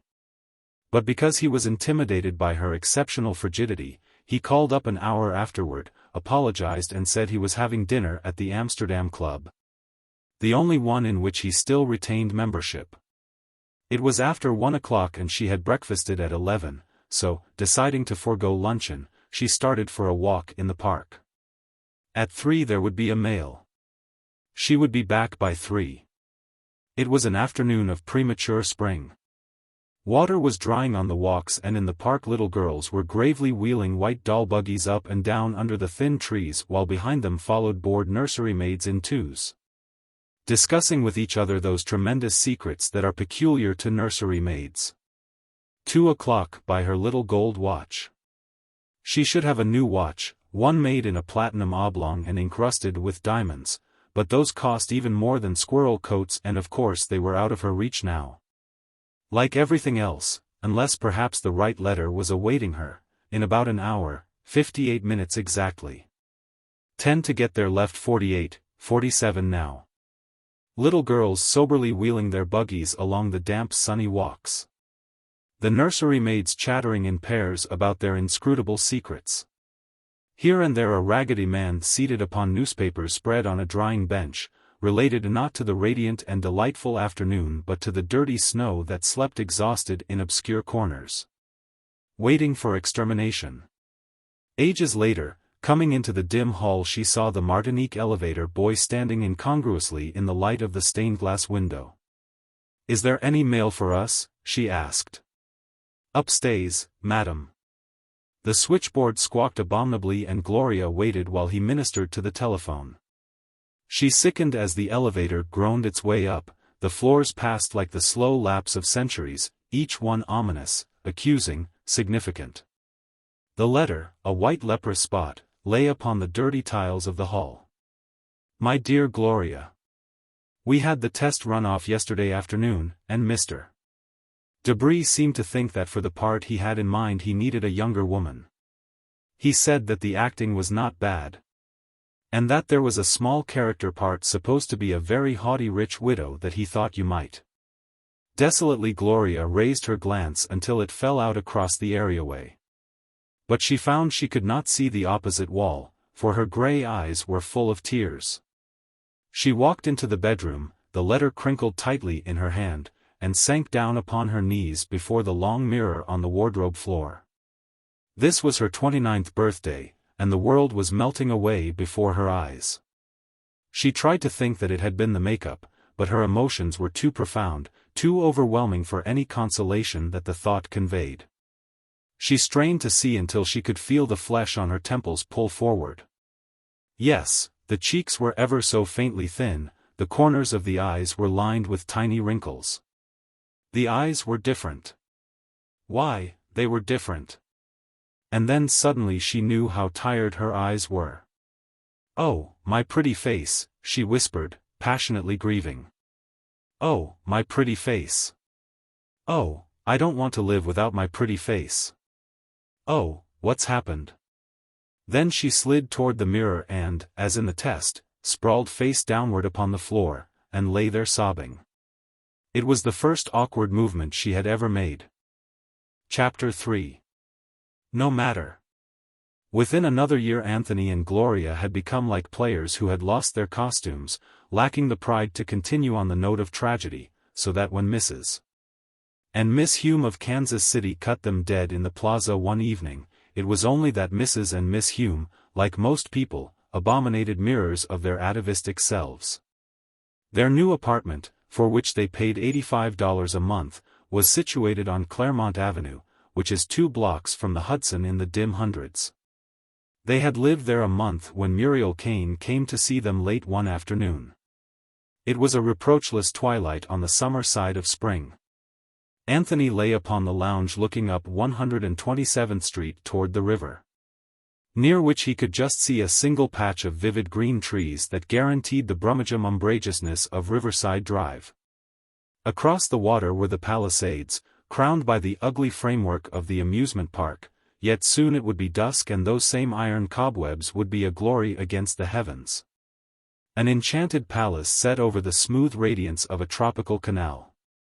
The streets near the apartment, Anthony had found, were streets where children played, streets a little nicer than those he had been used to pass on his way to Marietta. But of the same general sort, with an occasional hand organ or hurdy-gurdy. And in the cool of the evening many pairs of young girls walking down to the corner drugstore for ice cream soda and dreaming unlimited dreams under the low heavens. Dusk in the streets now, and children playing, shouting up incoherent ecstatic words that faded out close to the open window, and Muriel, who had come to find Gloria, chattering to him from an opaque gloom over across the room. "Light the lamp, why don't we?" she suggested. "It's getting ghostly in here." With a tired movement he arose and obeyed. The grey windowpanes vanished. He stretched himself. He was heavier now, his stomach was a limp weight against his belt, his flesh had softened and expanded. He was 32 and his mind was a bleak and disordered wreck. "Have a little drink, Muriel?" "Not me, thanks. I don't use it anymore." "What are you doing these days, Anthony?" she asked curiously. "Well, I've been pretty busy with this lawsuit," he answered indifferently. "It's gone to the Court of Appeals, ought to be settled up one way or another by autumn. There's been some objection as to whether the Court of Appeals has jurisdiction over the matter." Muriel made a clicking sound with her tongue and cocked her head on one side. "Well, you tell 'em. I never heard of anything taking so long." "Oh, they all do," he replied listlessly, "all will cases. They say it's exceptional to have one settled under 4 or 5 years. "Oh," Muriel daringly changed her tack, "why don't you go to work, you lazy?" "At what?" he demanded abruptly. "Why, at anything, I suppose. You're still a young man." "If that's encouragement, I'm much obliged," he answered dryly, and then with sudden weariness, "Does it bother you particularly that I don't want to work?" "It doesn't bother me, but it does bother a lot of people who claim." "Oh, God," he said brokenly, "it seems to me that for 3 years I've heard nothing about myself but wild stories and virtuous admonitions. I'm tired of it. If you don't want to see us, let us alone. I don't bother my former friends. But I need no charity calls, and no criticism disguised as good advice." Then he added apologetically, "I'm sorry, but really, Muriel, you mustn't talk like a lady slum worker even if you are visiting the lower middle classes." He turned his bloodshot eyes on her reproachfully, eyes that had once been a deep, clear blue, that were weak now, strained, and half ruined from reading when he was drunk. "Why do you say such awful things?" she protested. "You talk as if you and Gloria were in the middle classes. Why pretend we're not? I hate people who claim to be great aristocrats when they can't even keep up the appearances of it. Do you think a person has to have money to be aristocratic?" Muriel, the horrified Democrat. "Why, of course. Aristocracy's only an admission that certain traits which we call fine, courage and honor and beauty and all that sort of thing, can best be developed in a favorable environment, where you don't have the warpings of ignorance and necessity." Muriel bit her lower lip and waved her head from side to side. "Well, all I say is that if a person comes from a good family they're always nice people. That's the trouble with you and Gloria. You think that just because things aren't going your way right now all your old friends are trying to avoid you. You're too sensitive." "As a matter of fact," said Anthony, "you know nothing at all about it. With me it's simply a matter of pride, and for once Gloria's reasonable enough to agree that we oughtn't go where we're not wanted. And people don't want us. We're too much the ideal bad examples." "Nonsense. You can't park your pessimism in my little sun parlor. I think you ought to forget all those morbid speculations and go to work. Here I am, 32. Suppose I did start in at some idiotic business. Perhaps in 2 years I might rise to $50 a week, with luck. That's if I could get a job at all. There's an awful lot of unemployment. Well, suppose I made $50 a week. Do you think I'd be any happier? Do you think that if I don't get this money of my grandfather's life will be endurable? Muriel smiled complacently. Well, she said, that may be clever but it isn't common sense. A few minutes later Gloria came in seeming to bring with her into the room some dark color, indeterminate and rare. In a taciturn way she was happy to see Muriel. She greeted Anthony with a casual, "Hi. I've been talking philosophy with your husband," cried the irrepressible Miss Kane. "We took up some fundamental concepts," said Anthony, a faint smile disturbing his pale cheeks, paler still under 2 days' growth of beard. Oblivious to his irony Muriel rehashed her contention. When she had done, Gloria said quietly, "Anthony's right. It's no fun to go around when you have the sense that people are looking at you in a certain way." He broke in plaintively. "Don't you think that when even Maury Noble, who was my best friend, won't come to see us it's high time to stop calling people up?" Tears were standing in his eyes. "That was your fault about Maury Noble," said Gloria coolly. "It wasn't." "It most certainly was." Muriel intervened quickly. "I met a girl who knew Maury, the other day, and she says he doesn't drink anymore. He's getting pretty cagey." "Doesn't?" "Practically not at all. He's making piles of money. He's sort of changed since the war. He's going to marry a girl in Philadelphia who has millions, Cece Larrabee, anyhow, that's what Town Tattle said." "He's 33, said Anthony, thinking aloud. "But it's odd to imagine his getting married. I used to think he was so brilliant." "He was," murmured Gloria, "in a way. But brilliant people don't settle down in business, or do they? Or what do they do? Or what becomes of everybody you used to know and have so much in common with?" "You drift apart," suggested Muriel with the appropriate dreamy look. "They change," said Gloria. "All the qualities that they don't use in their daily lives get cobwebbed up." "The last thing he said to me," recollected Anthony, "was that he was going to work so as to forget that there was nothing worth working for." Muriel caught at this quickly. "That's what you ought to do," she exclaimed triumphantly. "Of course I shouldn't think anybody would want to work for nothing. But it'd give you something to do. What do you do with yourselves, anyway? Nobody ever sees you at Montmartre or anywhere. Are you economizing?" Gloria laughed scornfully, glancing at Anthony from the corners of her eyes. "Well," he demanded, "what are you laughing at?" "You know what I'm laughing at," she answered coldly. "At that case of whiskey?"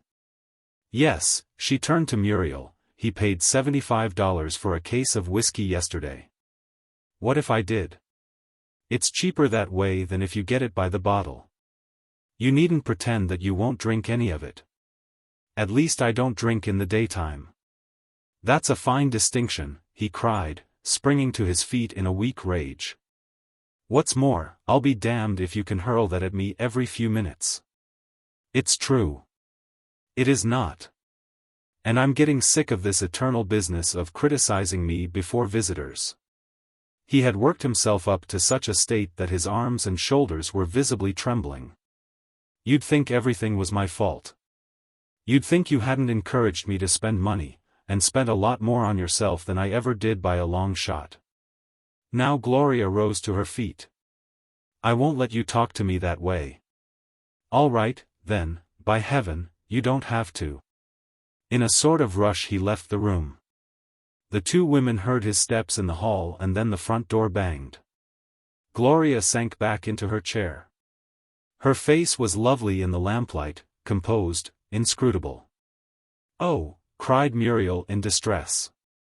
"Oh, what is the matter?" "Nothing particularly. He's just drunk."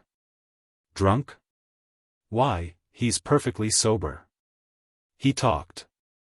Gloria shook her head. "Oh, no, he doesn't show it any more unless he can hardly stand up, and he talks all right until he gets excited. He talks much better than he does when he's sober. But he's been sitting here all day drinking, except for the time it took him to walk to the corner for a newspaper." "Oh, how terrible." Muriel was sincerely moved. Her eyes filled with tears. "Has this happened much?" Drinking, you mean? No, leaving you? Oh, yes. Frequently. He'll come in about midnight, and weep and ask me to forgive him. And do you? I don't know. We just go on. The two women sat there in the lamplight and looked at each other, each in a different way helpless before this thing. Gloria was still pretty as she would ever be again. Her cheeks were flushed and she was wearing a new dress that she had bought, imprudently, for $50. She had hoped she could persuade Anthony to take her out tonight, to a restaurant or even to one of the great, gorgeous moving picture palaces where there would be a few people to look at her, at whom she could bear to look in turn. She wanted this because she knew her cheeks were flushed and because her dress was new and becomingly fragile. Only very occasionally, now, did they receive any invitations. But she did not tell these things to Muriel. Gloria, dear, I wish we could have dinner together, but I promised a man and it's 7:30 already. I've got to tear. Oh, I couldn't, anyway. In the first place I've been ill all day. I couldn't eat a thing.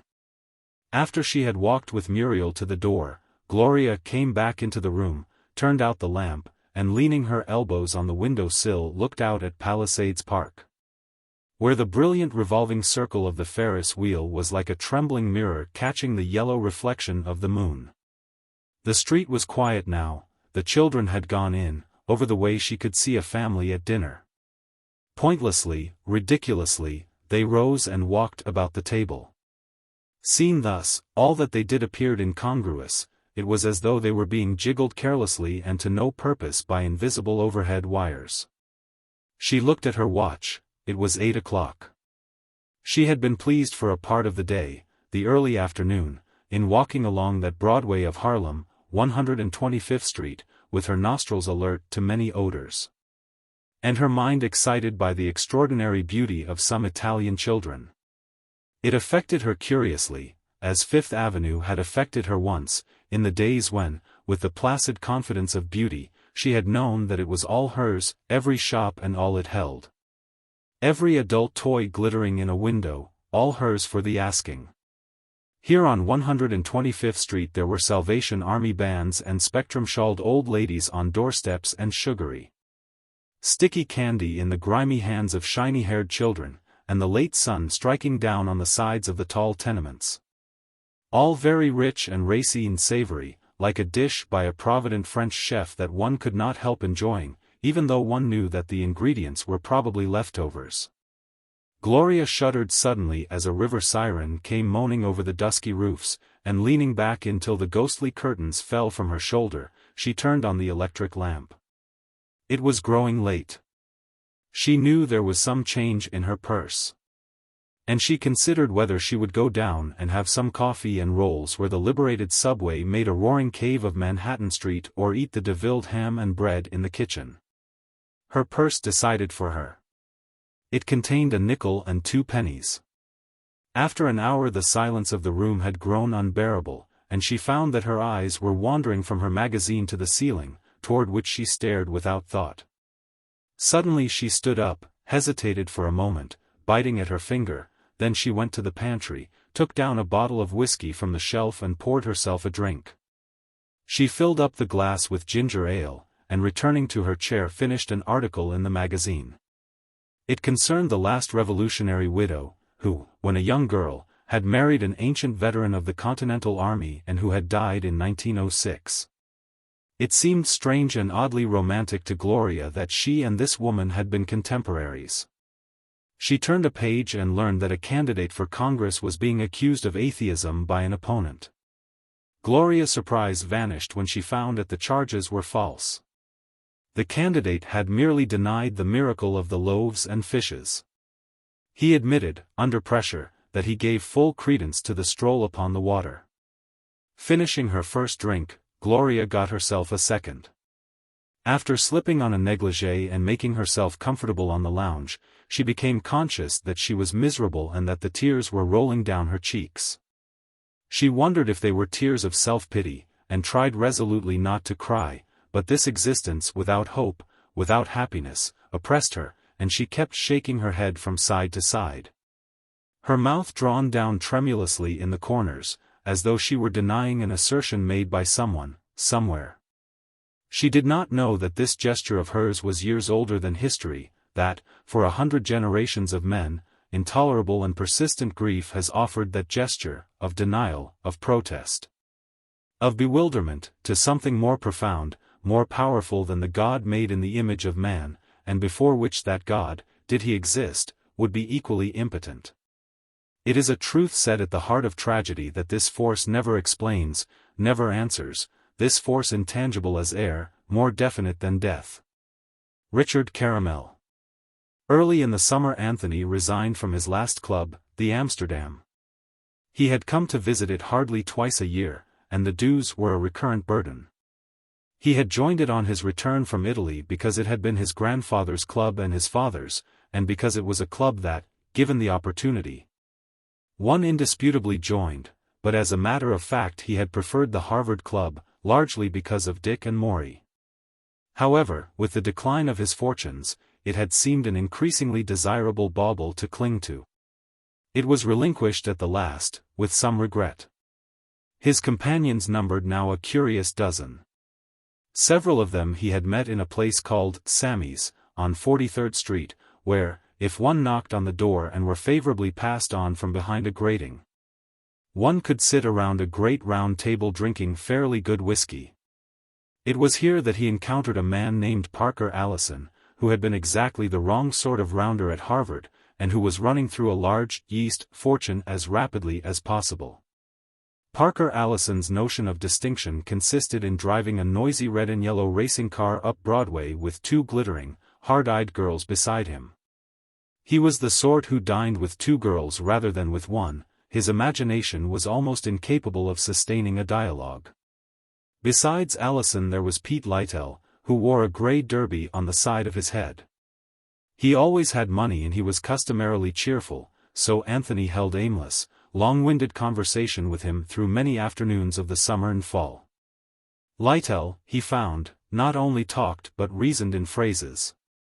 His philosophy was a series of them, assimilated here and there through an active, thoughtless life.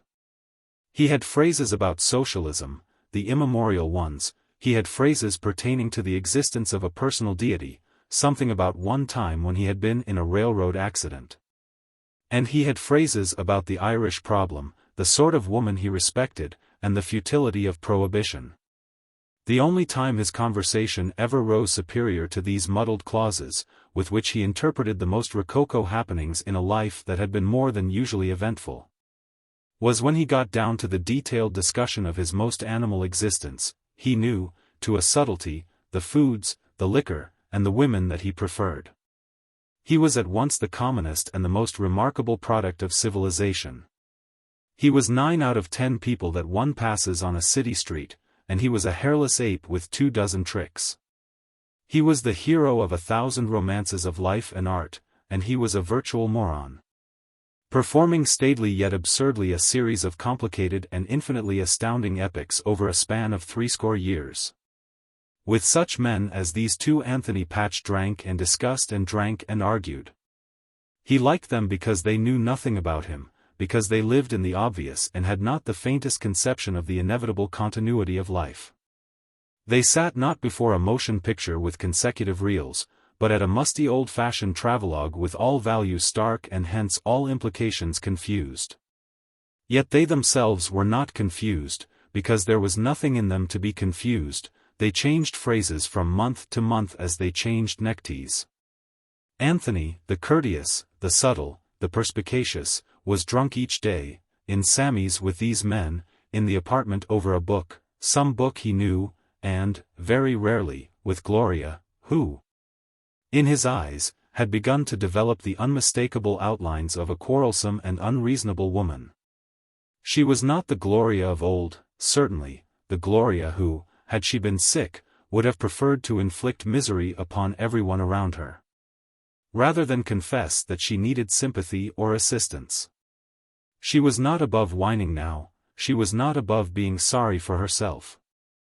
Each night when she prepared for bed she smeared her face with some new unguent which she hoped illogically would give back the glow and freshness to her vanishing beauty. When Anthony was drunk he taunted her about this. When he was sober he was polite to her, on occasions even tender. He seemed to show for short hours a trace of that old quality of understanding too well to blame, that quality which was the best of him and had worked swiftly and ceaselessly toward his ruin. But he hated to be sober. It made him conscious of the people around him, of that air of struggle, of greedy ambition, of hope more sordid than despair, of incessant passage up or down, which in every metropolis is most in evidence through the unstable middle class. Unable to live with the rich, he thought that his next choice would have been to live with the very poor. Anything was better than this cup of perspiration and tears. The sense of the enormous panorama of life, never strong in Anthony, had become dim almost to extinction. At long intervals now some incident, some gesture of Gloria's, would take his fancy, but the grey veils had come down in earnest upon him. As he grew older those things faded, after that there was wine. There was a kindliness about intoxication, there was that indescribable gloss and glamour it gave, like the memories of ephemeral and faded evenings. After a few highballs there was magic in the tall glowing Arabian night of the Bush Terminal building, its summit a peak of sheer grandeur, gold and dreaming against the inaccessible sky. And Wall Street, the crass, the banal, again it was the triumph of gold, a gorgeous sentient spectacle, it was where the great kings kept the money for their wars. The fruit of youth or of the grape, the transitory magic of the brief passage from darkness to darkness, the old illusion that truth and beauty were in some way entwined.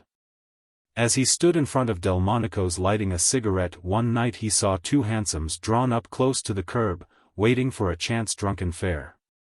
The outmoded cabs were worn and dirty, the cracked patent leather wrinkled like an old man's face, the cushions faded to a brownish lavender.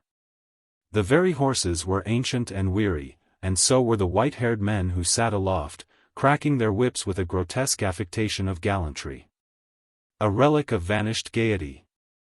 Anthony Patch walked away in a sudden fit of depression, pondering the bitterness of such survivals. There was nothing, it seemed, that grew stale so soon as pleasure.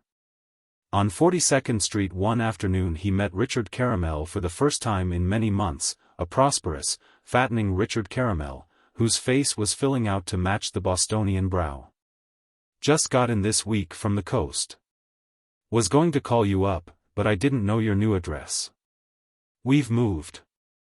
Richard Caramel noticed that Anthony was wearing a soiled shirt, that his cuffs were slightly but perceptibly frayed, that his eyes were set in half-moons the color of cigar smoke. So I gathered, he said, fixing his friend with his bright yellow eye. But where and how is Gloria? My God, Anthony, I've been hearing the doggondest stories about you two even out in California, and when I get back to New York I find you've sunk absolutely out of sight. Why don't you pull yourself together? Now, listen, chattered Anthony unsteadily, I can't stand a long lecture. We've lost money in a dozen ways, and naturally people have talked, on account of the lawsuit, but the thing's coming to a final decision this winter. Surely. You're talking so fast that I can't understand you, interrupted Dick calmly. Well, I've said all I'm going to say, snapped Anthony. Come and see us if you like, or don't. With this he turned and started to walk off in the crowd, but Dick overtook him immediately and grasped his arm. Say, Anthony, don't fly off the handle so easily. You know Gloria's my cousin, and you're one of my oldest friends, so it's natural for me to be interested when I hear that you're going to the dogs, and taking her with you. I don't want to be preached to. Well, then, all right, how about coming up to my apartment and having a drink? I've just got settled. I've bought 3 cases of Gordon gin from a revenue officer. As they walked along he continued in a burst of exasperation. And how about your grandfather's money, you going to get it? Well, answered Anthony resentfully, that old fool hate seems hopeful, especially because people are tired of reformers right now, you know it might make a slight difference, for instance. If some judge thought that Adam Patch made it harder for him to get liquor. You can't do without money, said Dick sententiously. Have you tried to write any, lately? Anthony shook his head silently. That's funny, said Dick. I always thought that you and Maury would write some day, and now he's grown to be a sort of tight-fisted aristocrat, and I'm the bad example. I wonder why. You probably think you know, suggested Anthony, with an effort at concentration. The failure and the success both believe in their hearts that they have accurately balanced points of view, the success because he's succeeded, and the failure because he's failed.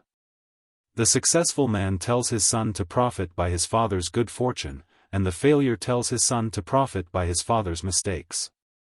I don't agree with you, said the author of A Shaved Tail in France.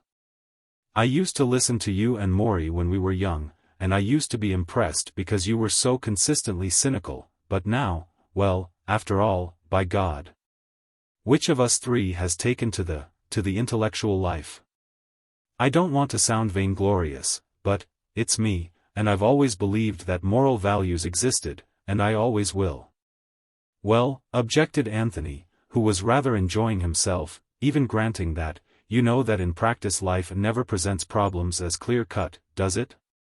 It does to me. There's nothing I'd violate certain principles for. But how do you know when you're violating them? You have to guess at things just like most people do. You have to apportion the values when you look back. You finish up the portrait then, paint in the details and shadows. Dick shook his head with a lofty stubbornness. Same old feudal cynic, he said. It's just a mode of being sorry for yourself. You don't do anything, so nothing matters. Oh, I'm quite capable of self-pity, admitted Anthony, nor am I claiming that I'm getting as much fun out of life as you are. You say, at least you used to, that happiness is the only thing worthwhile in life. Do you think you're any happier for being a pessimist? Anthony grunted savagely. His pleasure in the conversation began to wane. He was nervous and craving for a drink. My golly, he cried, where do you live? I can't keep walking forever. Your endurance is all mental, eh? Returned Dick sharply. Well, I live right here. He turned in at the apartment house on 49th Street, and a few minutes later they were in a large new room with an open fireplace and 4 walls lined with books.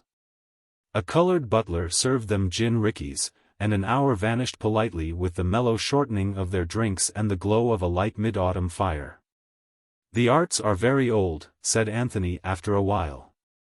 With a few glasses the tension of his nerves relaxed and he found that he could think again. Which art? All of them. Poetry is dying first. It'll be absorbed into prose sooner or later. For instance, the beautiful word, the colored and glittering word, and the beautiful simile belong in prose now. To get attention poetry has got to strain for the unusual word, the harsh, earthy word that's never been beautiful before. Beauty, as the sum of several beautiful parts, reached its apotheosis in Swinburne.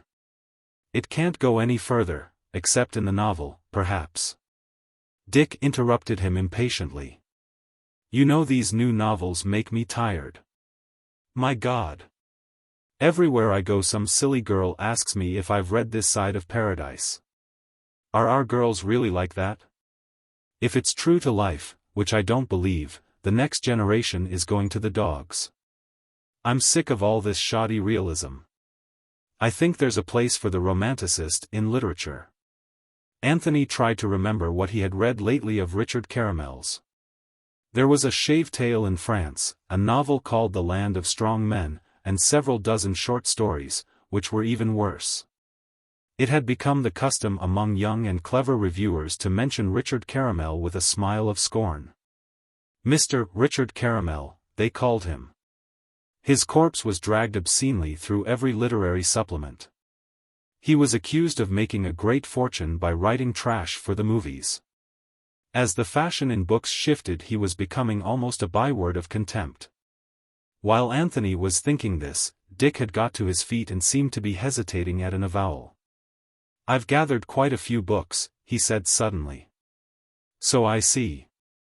I've made an exhaustive collection of good American stuff, old and new. I don't mean the usual Longfellow-Whittier thing, in fact, most of it's modern. He stepped to one of the walls and, seeing that it was expected of him, Anthony arose and followed. Look! Under a printed tag Americana he displayed 6 long rows of books, beautifully bound and, obviously, carefully chosen. And here are the contemporary novelists. Then Anthony saw the joker. Wedged in between Mark Twain and Dreiser were 8 strange and inappropriate volumes, the works of Richard Caramel, the demon lover, true enough, but also 7 others that were execrably awful. Without sincerity or grace. Unwillingly Anthony glanced at Dick's face and caught a slight uncertainty there. "I've put my own books in, of course," said Richard Caramel hastily, "though 1 or 2 of them are uneven.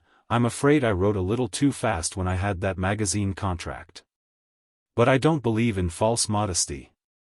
Of course some of the critics haven't paid so much attention to me since I've been established, but, after all, it's not the critics that count. They're just sheep."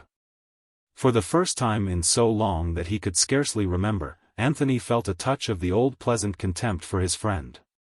Richard Caramel continued. "My publishers, you know, have been advertising me as the Thackeray of America, because of my New York novel." "Yes," Anthony managed to muster, "I suppose there's a good deal in what you say." He knew that his contempt was unreasonable. He knew that he would have changed places with Dick unhesitatingly. He himself had tried his best to write with his tongue in his cheek. Ah, well, then, can a man disparage his life work so readily?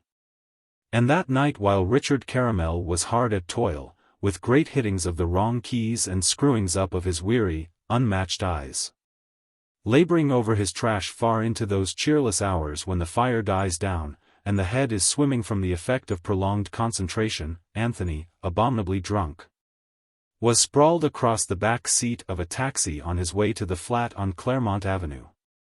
The beating. As winter approached it seemed that a sort of madness seized upon Anthony. He awoke in the morning so nervous that Gloria could feel him trembling in the bed before he could muster enough vitality to stumble into the pantry for a drink. He was intolerable now except under the influence of liquor, and as he seemed to decay and coarsen under her eyes, Gloria's soul and body shrank away from him. When he stayed out all night, as he did several times, she not only failed to be sorry but even felt a measure of relief. Next day he would be faintly repentant, and would remark in a gruff, hangdog fashion that he guessed he was drinking a little too much. For hours at a time he would sit in the great armchair that had been in his apartment, lost in a sort of stupor. Even his interest in reading his favorite books seemed to have departed.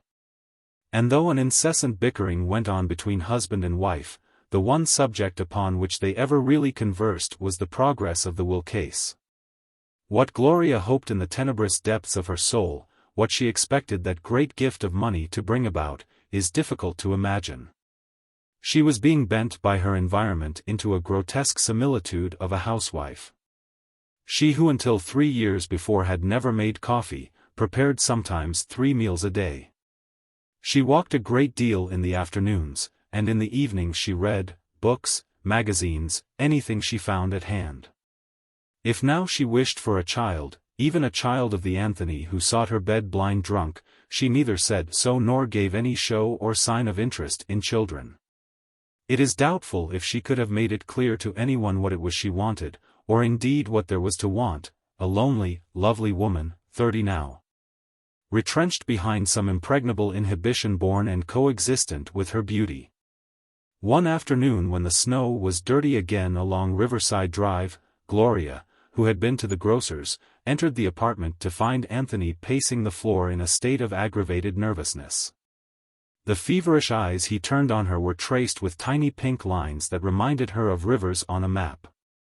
For a moment she received the impression that he was suddenly indefinitely old.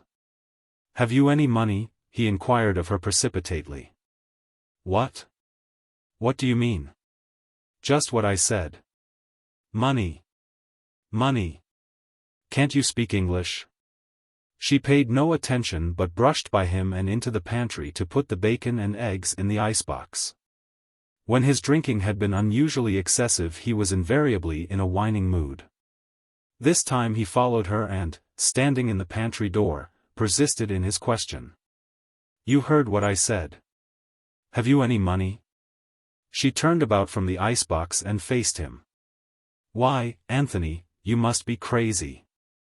You know I haven't any money, except $1 in change." He executed an abrupt about-face and returned to the living room, where he renewed his pacing.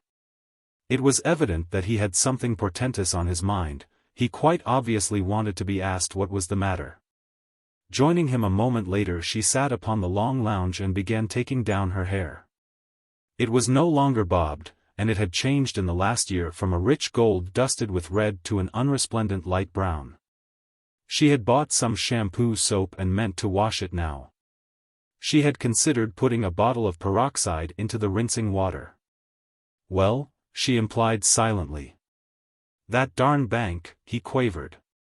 "They've had my account for over 10 years, 10 years. Well, it seems they've got some autocratic rule that you have to keep over $500 there or they won't carry you. They wrote me a letter a few months ago and told me I'd been running too low. Once I gave out 2 bum checks, remember? That night in Reisenweber's, but I made them good the very next day. Well, I promised old Halloran, he's the manager, the greedy Mick, that I'd watch out. And I thought I was going all right. I kept up the stubs in my checkbook pretty regular. Well, I went in there today to cash a check, and Halloran came up and told me they'd have to close my account. Too many bad checks, he said, and I never had more than $500 to my credit, and that only for a day or so at a time. And by God! What do you think he said then? What? He said this was a good time to do it because I didn't have a damn penny in there. You didn't? That's what he told me. Seems I'd given these Bedros people a check for $60 for that last case of liquor, and I only had $45 in the bank. Well, the Bedros people deposited $15 to my account and drew the whole thing out. In her ignorance, Gloria conjured up a specter of imprisonment and disgrace. Oh, they won't do anything, he assured her. Bootlegging's too risky a business. They'll send me a bill for $15 and I'll pay it. Oh. She considered a moment. Well, we can sell another bond. He laughed sarcastically. Oh, yes, that's always easy. When the few bonds we have that are paying any interest at all are only worth between 50 and 80 cents on the dollar. We lose about half the bond every time we sell. What else can we do? Oh, we'll sell something, as usual. We've got paper worth $80,000 at par. Again he laughed unpleasantly. Bring about 30,000 on the open market. I distrusted those 10% investments. The deuce you did, he said. You pretended you did, so you could claw at me if they went to pieces, but you wanted to take a chance as much as I did. She was silent for a moment as if considering, then. Anthony, she cried suddenly, $200 a month is worse than nothing. Let's sell all the bonds and put the $30,000 in the bank, and if we lose the case we can live in Italy for 3 years, and then just die. In her excitement as she talked she was aware of a faint flush of sentiment, the first she had felt in many days. 3 years, he said nervously, 3 years. You're crazy. Mister. Hate'll take more than that if we lose. Do you think he's working for charity? I forgot that. And here it is Saturday, he continued, and I've only got $1 and some change, and we've got to live till Monday, when I can get to my broker's. And not a drink in the house, he added as a significant afterthought. Can't you call up Dick? I did. His man says he's gone down to Princeton to address a literary club or some such thing. Won't be back till Monday. Well, let's see, don't you know some friend you might go to? I tried a couple of fellows. Couldn't find anybody in. I wish I'd sold that Keats letter like I started to last week. How about those men you play cards with in that Sammy place? Do you think I'd ask them? His voice rang with righteous horror. Gloria winced. He would rather contemplate her active discomfort than feel his own skin crawl at asking an inappropriate favor. I thought of Muriel, he suggested. She's in California. Well, how about some of those men who gave you such a good time while I was in the army? You'd think they might be glad to do a little favor for you. She looked at him contemptuously, but he took no notice. Or how about your old friend Rachel, or Constance Merriam? Constance Merriam's been dead a year, and I wouldn't ask Rachel. Well, how about that gentleman who was so anxious to help you once that he could hardly restrain himself, Blokeman? Oh. He had hurt her at last, and he was not too obtuse or too careless to perceive it. Why not him? He insisted callously. Because, he doesn't like me any more, she said with difficulty, and then as he did not answer but only regarded her cynically, if you want to know why, I'll tell you. A year ago I went to Blokeman, he's changed his name to Black, and asked him to put me into pictures. You went to Blokeman? Yes. Why didn't you tell me? He demanded incredulously, the smile fading from his face. Because you were probably off drinking somewhere. He had them give me a test, and they decided that I wasn't young enough for anything except a character part. A character part? The woman of 30 sort of thing. I wasn't 30, and I didn't think I looked 30. Why, damn him! Cried Anthony, championing her violently with a curious perverseness of emotion. Why? Well, that's why I can't go to him. Why, the insolence, insisted Anthony nervously, the insolence. Anthony, that doesn't matter now, the thing is we've got to live over Sunday and there's nothing in the house but a loaf of bread and a half-pound of bacon and 2 eggs for breakfast. She handed him the contents of her purse. There's 70, 80, $1.15. With what you have that makes about 2.5 altogether, doesn't it? Anthony, we can get along on that. We can buy lots of food with that, more than we can possibly eat. Jingling the change in his hand he shook his head. No. I've got to have a drink. I'm so darn nervous that I'm shivering. A thought struck him. Perhaps Sammy'd cash a check.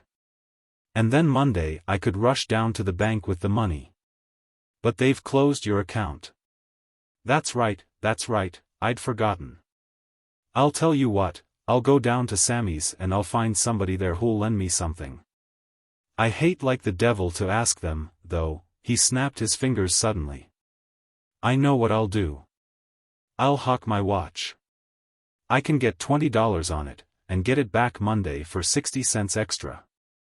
It's been hawked before, when I was at Cambridge. He had put on his overcoat, and with a brief goodbye he started down the hall toward the outer door. Gloria got to her feet. It had suddenly occurred to her where he would probably go first. Anthony, she called after him, hadn't you better leave $2 with me? You'll only need car fare. The outer door slammed, he had pretended not to hear her. She stood for a moment looking after him, then she went into the bathroom among her tragic unguents and began preparations for washing her hair. Down at Sammy's he found Parker Allison and Pete Lytell sitting alone at a table, drinking whiskey sours. It was just after 6 o'clock, and Sammy, or Samuel Bendiri, as he had been christened, was sweeping an accumulation of cigarette butts and broken glass into a corner. "Hi, Tony," called Parker Allison to Anthony. Sometimes he addressed him as Tony, at other times it was Dan. To him all Anthonys must sail under one of these diminutives. "Sit down. What'll you have?" On the subway Anthony had counted his money and found that he had almost $4. He could pay for 2 rounds at 50 cents a drink, which meant that he would have 6 drinks. Then he would go over to 6th Avenue and get $20 and a pawn ticket in exchange for his watch. "Well, roughnecks," he said jovially, "how's the life of crime?" "Pretty good," said Allison. He winked at Pete Lytell. "Too bad you're a married man. We've got some pretty good stuff lined up for about 11 o'clock, when the show's let out. Oh, boy. Yes, sir, too bad he's married, isn't it, Pete? Saw shame. At 7:30, when they had completed the 6 rounds, Anthony found that his intentions were giving audience to his desires. He was happy and cheerful now, thoroughly enjoying himself.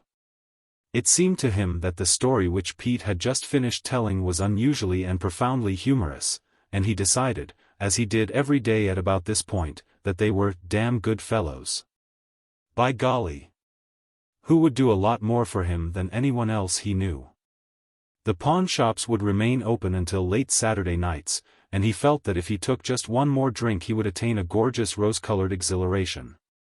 Artfully, he fished in his vest pockets, brought up his 2 quarters, and stared at them as though in surprise. "Well, I'll be darned," he protested in an aggrieved tone, "here I've come out without my pocketbook." "Need some cash?" asked Lytle easily. "I left my money on the dresser at home. And I wanted to buy you another drink." "Oh, knock it." Lytle waved the suggestion away disparagingly. "I guess we can blow a good fella to all the drinks he wants. What'll you have, same?" "I tell you," suggested Parker Allison, "suppose we send Sammy across the street for some sandwiches and eat dinner here." The other 2 agreed. "Good idea. Hey, Sammy, want cha do sompem for us?" Just after 9 o'clock Anthony staggered to his feet and, bidding them a thick good night, walked unsteadily to the door, handing Sammy one of his 2 quarters as he passed out. Once in the street he hesitated uncertainly and then started in the direction of 6th Avenue, where he remembered to have frequently passed several loan offices. He went by a newsstand and 2 drugstores, and then he realized that he was standing in front of the place which he sought, and that it was shut and barred. Unperturbed he continued. Another one, half a block down, was also closed, so were 2 more across the street and a 5th in the square below. Seeing a faint light in the last one, he began to knock on the glass door. He desisted only when a watchman appeared in the back of the shop and motioned him angrily to move on. With growing discouragement, with growing befuddlement, he crossed the street and walked back toward 43rd. On the corner near Sammy's he paused undecided. If he went back to the apartment, as he felt his body required, he would lay himself open to bitter reproach. Yet, now that the pawn shops were closed, he had no notion where to get the money. He decided finally that he might ask Parker Allison, after all, but he approached Sammy's only to find the door locked and the lights out. He looked at his watch, 9:30. He began walking. 10 minutes later he stopped aimlessly at the corner of 43rd Street and Madison Avenue, diagonally across from the bright but nearly deserted entrance to the Biltmore Hotel. Here he stood for a moment, and then sat down heavily on a damp board amid some debris of construction work. He rested there for almost half an hour, his mind a shifting pattern of surface thoughts. Chiefest among which were that he must obtain some money and get home before he became too sodden to find his way. Then, glancing over toward the Biltmore, he saw a man standing directly under the overhead glow of the porte-cochere lamps beside a woman in an ermine coat. As Anthony watched, the couple moved forward and signaled to a taxi. Anthony perceived by the infallible identification that lurks in the walk of a friend that it was Maury Noble. He rose to his feet. "Maury," he shouted. Maury looked in his direction, then turned back to the girl just as the taxi came up into place. With the chaotic idea of borrowing $10, Anthony began to run as fast as he could across Madison Avenue and along 43rd Street. As he came up, Maury was standing beside the yawning door of the taxicab. His companion turned and looked curiously at Anthony.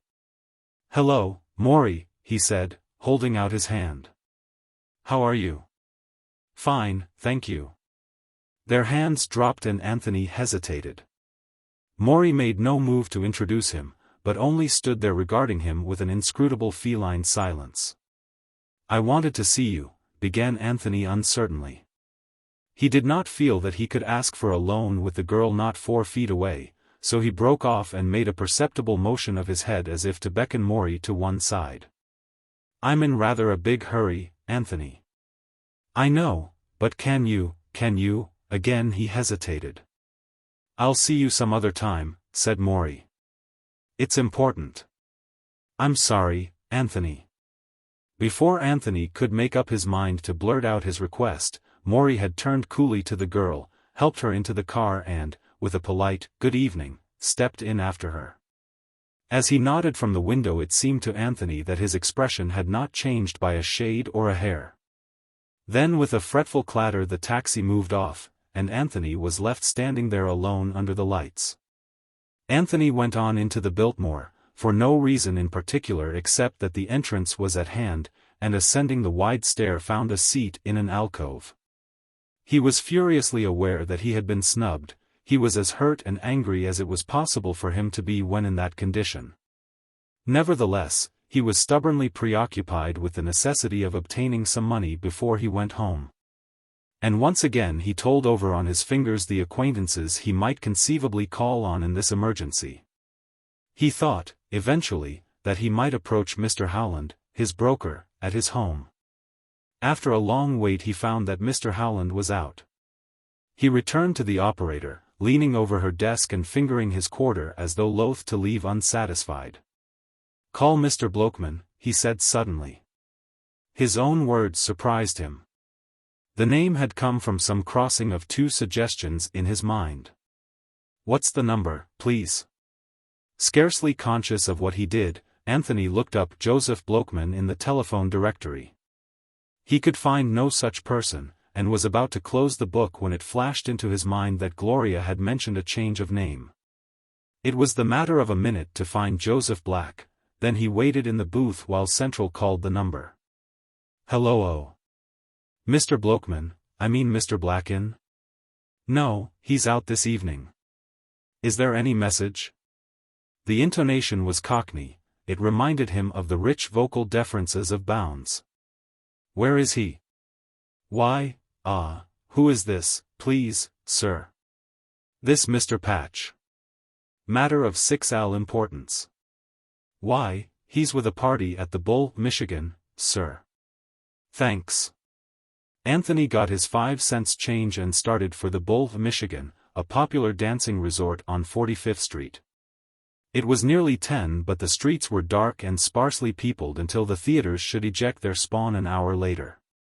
Anthony knew the Bull, Michigan, for he had been there with Gloria during the year before, and he remembered the existence of a rule that patrons must be in evening dress. Well, he would not go upstairs, he would send a boy up for Blokeman and wait for him in the lower hall. For a moment he did not doubt that the whole project was entirely natural and graceful. To his distorted imagination Blokeman had become simply one of his old friends. The entrance hall of the Bull, Michigan, was warm. There were high yellow lights over a thick green carpet, from the center of which a white stairway rose to the dancing floor. Anthony spoke to the hall boy. "I want to see Mr. Blokeman, Mr. Black," he said. "He's upstairs, have him paged." The boy shook his head. "Seguenza rules to have him paged." "You know what table he's at?" "No. But I've got see him." "Wait and I'll getcha waiter." After a short interval a head waiter appeared, bearing a card on which were charted the table reservations. He darted a cynical look at Anthony, which, however, failed of its target. Together they bent over the cardboard and found the table without difficulty, a party of 8, Mr. Black's own. "Tell him Mr. Patch. Very, very important." Again he waited, leaning against the banister and listening to the confused harmonies of Jazz Mad which came floating down the stairs. A Czech girl near him was singing. "Out in the Chimie Sanitarium the Jazz Mad Nuts reside. Out in the Chimie Sanitarium I left my blushing bride. She went and shook herself insane. So let her shiver back again." Then he saw Blokeman descending the staircase, and took a step forward to meet him and shake hands. "You wanted to see me," said the older man coolly. "Yes," answered Anthony, nodding, "personal matter. Can you just step over here?" Regarding him narrowly, Blokeman followed Anthony to a half-bend made by the staircase where they were beyond observation or earshot of anyone entering or leaving the restaurant. "Well?" he inquired. "Wanted talk to you." "What about?" Anthony only laughed, a silly laugh. He intended it to sound casual. "What do you want to talk to me about?" repeated Blokeman. "Wha's hurry, old man?" He tried to lay his hand in a friendly gesture upon Blokeman's shoulder, but the latter drew away slightly. "How've been?" "Very well, thanks." "See here, Mr. Patch, I've got a party upstairs. They'll think it's rude if I stay away too long." "What was it you wanted to see me about?" For the second time that evening Anthony's mind made an abrupt jump, and what he said was not at all what he had intended to say. "Understand you kept my wife out of the movies." "What?" Blokeman's ruddy face darkened in parallel planes of shadows. "You heard me." "Look here, Mr. Patch," said Blokeman, evenly and without changing his expression, "you're drunk. You're disgustingly and insultingly drunk." "Not too drunk to talk to you," insisted Anthony with a leer. "First place, my wife wants nothin' whatever do with you. Never did. Understand me?" "Be quiet," said the older man angrily. "I should think you'd respect your wife enough not to bring her into the conversation under these circumstances." "Never you min how I expect my wife. One thing, you leave her alone. You go to hell." "See here, I think you're a little crazy," exclaimed Blokeman. He took 2 paces forward as though to pass by, but Anthony stepped in his way. "Not so fast, you goddamn Jew." For a moment they stood regarding each other, Anthony swaying gently from side to side, Blokeman almost trembling with fury. "Be careful," he cried in a strained voice. Anthony might have remembered then a certain look Blokeman had given him in the Biltmore Hotel years before. But he remembered nothing. "I'll say it again, you God." Then Blokeman struck out, with all the strength in the arm of a well-conditioned man of 45. Struck out and caught Anthony squarely in the mouth. Anthony cracked up against the staircase, recovered himself and made a wild drunken swing at his opponent, but Blokeman, who took exercise every day and knew something of sparring, blocked it with ease and struck him twice in the face with 2 swift smashing jabs. Anthony gave a little grunt and toppled over onto the green plush carpet, finding, as he fell, that his mouth was full of blood and seemed oddly loose in front. He struggled to his feet, panting and spitting, and then as he started toward Blokeman, who stood a few feet away, his fists clenched but not up. 2 waiters who had appeared from nowhere seized his arms and held him, helpless. In back of them a dozen people had miraculously gathered. "I'll kill him," cried Anthony, pitching and straining from side to side. "Let me kill." "Throw him out," ordered Blokeman excitedly, just as a small man with a pockmarked face pushed his way hurriedly through the spectators. "Any trouble, Mr. Black? This bum tried to blackmail me," said Blokeman, and then, his voice rising to a faintly shrill note of pride, he got what was coming to him. The little man turned to a waiter.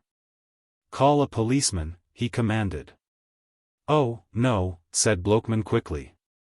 "I can't be bothered. Just throw him out in the street." "Ugh! What an outrage!" He turned and with conscious dignity walked toward the washroom just as 6 brawny hands seized upon Anthony and dragged him toward the door. The bum was propelled violently to the sidewalk, where he landed on his hands and knees with a grotesque slapping sound and rolled over slowly onto his side.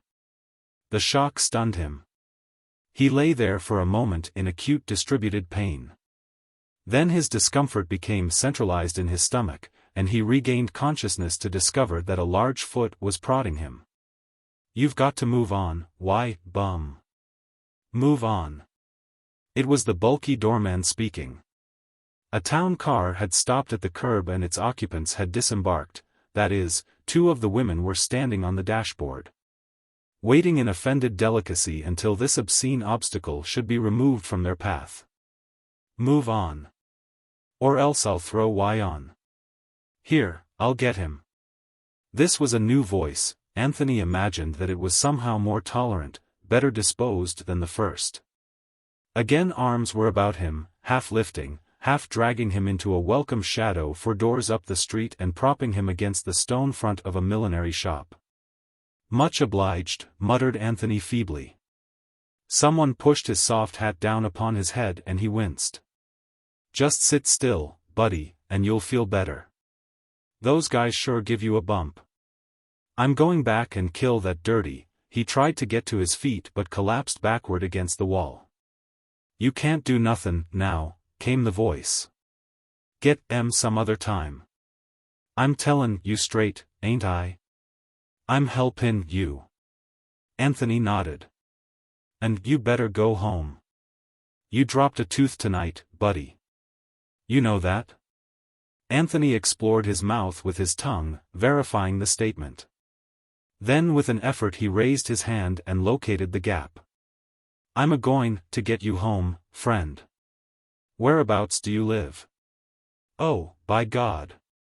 By God, interrupted Anthony, clenching his fists passionately. I'll show the dirty bunch. You help me show em and I'll fix it with you.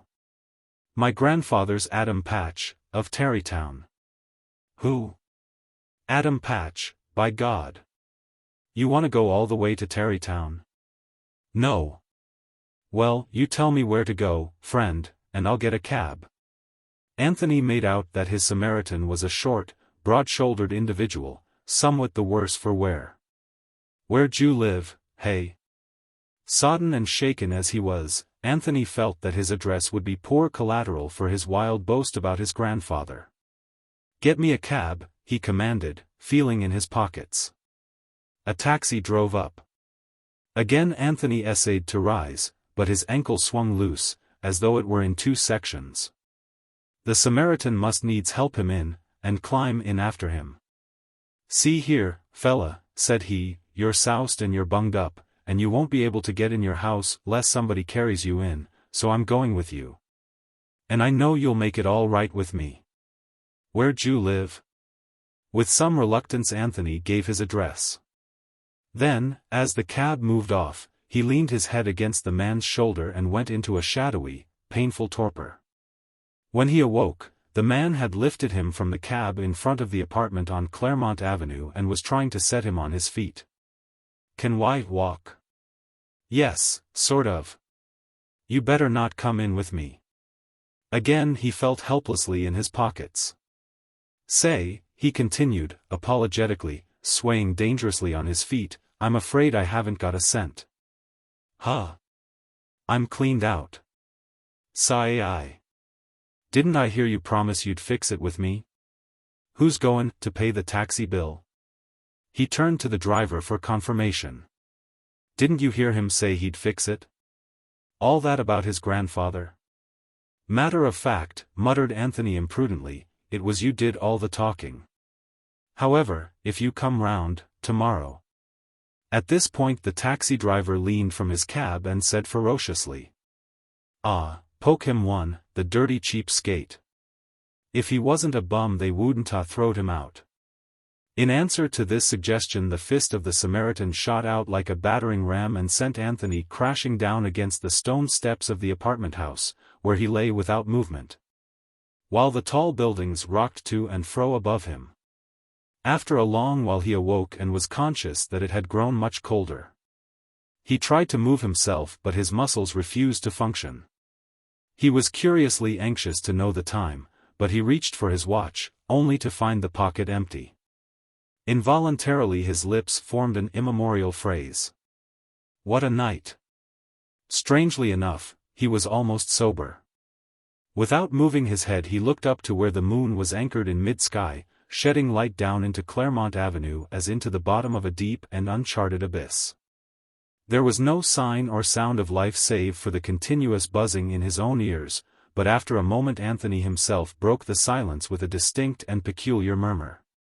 It was the sound that he had consistently attempted to make back there in the Bull, Michigan, when he had been face to face with Blokeman, the unmistakable sound of ironic laughter. And on his torn and bleeding lips it was like a pitiful retching of the soul.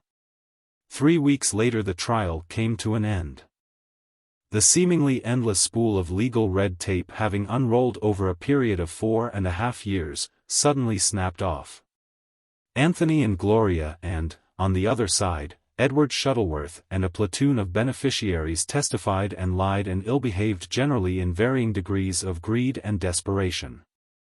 Anthony awoke one morning in March realizing that the verdict was to be given at 4 that afternoon, and at the thought he got up out of his bed and began to dress. With his extreme nervousness there was mingled an unjustified optimism as to the outcome.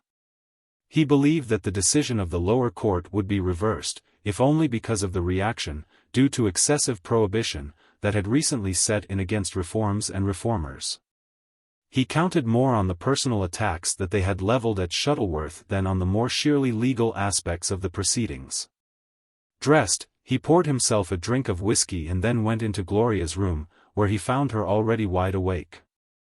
She had been in bed for a week, humoring herself, Anthony fancied, though the doctor had said that she had best not be disturbed. "Good morning," she murmured, without smiling. Her eyes seemed unusually large and dark. "How do you feel?" he asked grudgingly. "Better?" "Yes." "Much?" "Yes." "Do you feel well enough to go down to court with me this afternoon?" She nodded. "Yes. I want to. Dick said yesterday that if the weather was nice he was coming up in his car and take me for a ride in Central Park, and look, the room's all full of sunshine." Anthony glanced mechanically out the window and then sat down upon the bed. "God, I'm nervous," he exclaimed. "Please don't sit there," she said quickly. "Why not?" "You smell of whiskey. I can't stand it." He got up absent-mindedly and left the room. A little later she called to him and he went out and brought her some potato salad and cold chicken from the delicatessen. At 2 o'clock Richard Caramel's car arrived at the door and, when he phoned up, Anthony took Gloria down in the elevator and walked with her to the curb. She told her cousin that it was sweet of him to take her riding. "Don't be simple," Dick replied disparagingly. "It's nothing." But he did not mean that it was nothing, and this was a curious thing. Richard Caramel had forgiven many people for many offenses. But he had never forgiven his cousin, Gloria Gilbert, for a statement she had made just prior to her wedding, 7 years before. She had said that she did not intend to read his book. Richard Caramel remembered this. He had remembered it well for 7 years. "What time will I expect you back?" asked Anthony. "We won't come back," she answered, "we'll meet you down there at 4. "All right," he muttered, "I'll meet you." Upstairs he found a letter waiting for him. It was a mimeographed notice urging the boys, in condescendingly colloquial language, to pay the dues of the American Legion. He threw it impatiently into the wastebasket and sat down with his elbows on the window sill, looking down blindly into the sunny street. Italy, if the verdict was in their favor it meant Italy. The word had become a sort of talisman to him, a land where the intolerable anxieties of life would fall away like an old garment. They would go to the watering places first and among the bright and colorful crowds forget the gray appendages of despair. Marvelously renewed, he would walk again in the Piazza di Spagna at twilight, moving in that drifting flotsam of dark women and ragged beggars, of austere, barefooted friars. The thought of Italian women stirred him faintly. When his purse hung heavy again even romance might fly back to perch upon it, the romance of blue canals in Venice. Of the golden green hills of Fiesole after rain, and of women who changed, dissolved, melted into other women and receded from his life, but who were always beautiful and always young. But it seemed to him that there should be a difference in his attitude. All the distress that he had ever known, the sorrow and the pain, had been because of women. It was something that in different ways they did to him, unconsciously, almost casually, perhaps finding him tender-minded and afraid, they killed the things in him that menaced their absolute sway. Turning about from the window he faced his reflection in the mirror, contemplating dejectedly the wan, pasty face, the eyes with their crisscross of lines like shreds of dried blood. The stooped and flabby figure whose very sag was a document in lethargy. He was 33, he looked 40. Well, things would be different. The doorbell rang abruptly and he started as though he had been dealt a blow. Recovering himself, he went into the hall and opened the outer door. It was Dot.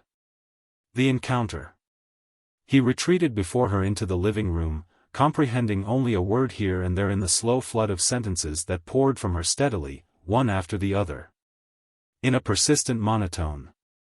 She was decently and shabbily dressed, a somehow pitiable little hat adorned with pink and blue flowers covered and hid her dark hair. He gathered from her words that several days before she had seen an item in the paper concerning the lawsuit, and had obtained his address from the clerk of the appellate division. She had called up the apartment and had been told that Anthony was out by a woman to whom she had refused to give her name. In a living room he stood by the door regarding her with a sort of stupefied horror as she rattled on. His predominant sensation was that all the civilization and convention around him was curiously unreal. She was in a milliner's shop on 6th Avenue, she said. It was a lonesome life. She had been sick for a long while after he left for Camp Mills. Her mother had come down and taken her home again to Carolina. She had come to New York with the idea of finding Anthony. She was appallingly in earnest. Her violet eyes were red with tears, her soft intonation was ragged with little gasping sobs. That was all. She had never changed. She wanted him now, and if she couldn't have him she must die. "You'll have to get out," he said at length, speaking with tortuous intensity. "Haven't I enough to worry me now without you coming here? My God! You'll have to get out." Sobbing, she sat down in a chair. "I love you," she cried, "I don't care what you say to me. I love you." "I don't care," he almost shrieked, "get out, oh, get out. Haven't you done me harm enough? Haven't you done enough? Hit me," she implored him, wildly, stupidly. "Oh, hit me, and I'll kiss the hand you hit me with." His voice rose until it was pitched almost at a scream. "I'll kill you," he cried. "If you don't get out I'll kill you, I'll kill you." There was madness in his eyes now, but, unintimidated, Dot rose and took a step toward him. "Anthony! Anthony!" He made a little clicking sound with his teeth and drew back as though to spring at her, then, changing his purpose, he looked wildly about him on the floor and wall. "I'll kill you." He was muttering in short, broken gasps. "I'll kill you." He seemed to bite at the word as though to force it into materialization. Alarmed at last she made no further movement forward, but meeting his frantic eyes took a step back toward the door. Anthony began to race here and there on his side of the room, still giving out his single cursing cry. Then he found what he had been seeking, a stiff oaken chair that stood beside the table. Uttering a harsh, broken shout, he seized it, swung it above his head and let it go with all his raging strength straight at the white, frightened face across the room. Then a thick, impenetrable darkness came down upon him and blotted out thought, rage, and madness together. With almost a tangible snapping sound the face of the world changed before his eyes. Gloria and Dick came in at 5 and called his name. There was no answer. They went into the living room and found a chair with its back smashed lying in the doorway. And they noticed that all about the room there was a sort of disorder. The rugs had slid, the pictures and bric-a-brac were upset upon the center table. The air was sickly sweet with cheap perfume. They found Anthony sitting in a patch of sunshine on the floor of his bedroom. Before him, open, were spread his 3 big stamp books, and when they entered he was running his hands through a great pile of stamps that he had dumped from the back of one of them. Looking up and seeing Dick and Gloria he put his head critically on one side and motioned them back. "Anthony," cried Gloria tensely, "we've won." They reversed the decision. "Don't come in," he murmured wanly. "You'll muss them. I'm sorting, and I know you'll step in them. Everything always gets mussed." "What are you doing?" demanded Dick in astonishment. "Going back to childhood?" Don't you realize you've won the suit? They've reversed the decision of the lower courts. You're worth 30 millions. Anthony only looked at him reproachfully. Shut the door when you go out. He spoke like a pert child. With a faint horror dawning in her eyes, Gloria gazed at him. Anthony, she cried, what is it? What's the matter? Why didn't you come? Why, what is it? See here, said Anthony softly, you two get out, now, both of you. Or else I'll tell my grandfather. He held up a handful of stamps and let them come drifting down about him like leaves, varicolored and bright, turning and fluttering gaudily upon the sunny air, stamps of England and Ecuador, Venezuela and Spain, Italy. Together with the sparrows. That exquisite heavenly irony which has tabulated the demise of so many generations of sparrows doubtless records the subtlest verbal inflections of the passengers of such ships as the Berengaria. And doubtless it was listening when the young man in the plaid cap crossed the deck quickly and spoke to the pretty girl in yellow. That's him, he said, pointing to a bundled figure seated in a wheelchair near the rail. That's Anthony Patch. First time he's been on deck. Oh, that's him? Yes. He's been a little crazy, they say, ever since he got his money, 4 or 5 months ago. You see, the other fellow, Shuttleworth, the religious fellow, the one that didn't get the money, he locked himself up in a room in a hotel and shot himself. Oh. He did. But I guess Anthony Patch don't care much. He got his 30 million. And he's got his private physician along in case he doesn't feel just right about it. Has she been on deck? He asked. The pretty girl in yellow looked around cautiously. She was here a minute ago. She had on a Russian sable coat that must have cost a small fortune. She frowned and then added decisively, I can't stand her, you know. She seems sort of dyed and unclean, if you know what I mean. Some people just have that look about them whether they are or not. Sure, I know, agreed the man with the plaid cap. She's not bad looking, though. He paused. Wonder what he's thinking about, his money, I guess, or maybe he's got remorse about that fellow Shuttleworth. Probably. But the man in the plaid cap was quite wrong. Anthony Patch, sitting near the rail and looking out at the sea, was not thinking of his money, for he had seldom in his life been really preoccupied with material vainglory. Nor of Edward Shuttleworth, for it is best to look on the sunny side of these things. No, he was concerned with a series of reminiscences, much as a general might look back upon a successful campaign and analyze his victories. He was thinking of the hardships, the insufferable tribulations he had gone through. They had tried to penalize him for the mistakes of his youth. He had been exposed to ruthless misery, his very craving for romance had been punished, his friends had deserted him, even Gloria had turned against him. He had been alone, facing it all. Only a few months before people had been urging him to give in, to submit to mediocrity, to go to work. But he had known that he was justified in his way of life, and he had stuck it out stanchly. Why, the very friends who had been most unkind had come to respect him, to know he had been right all along. Had not the lackeys and the Merediths and the Cartwright Smiths called on Gloria and him at the Ritz-Carlton just a week before they sailed? Great tears stood in his eyes, and his voice was tremulous as he whispered to himself. I showed them, he was saying. It was a hard fight, but I didn't give up and I came through.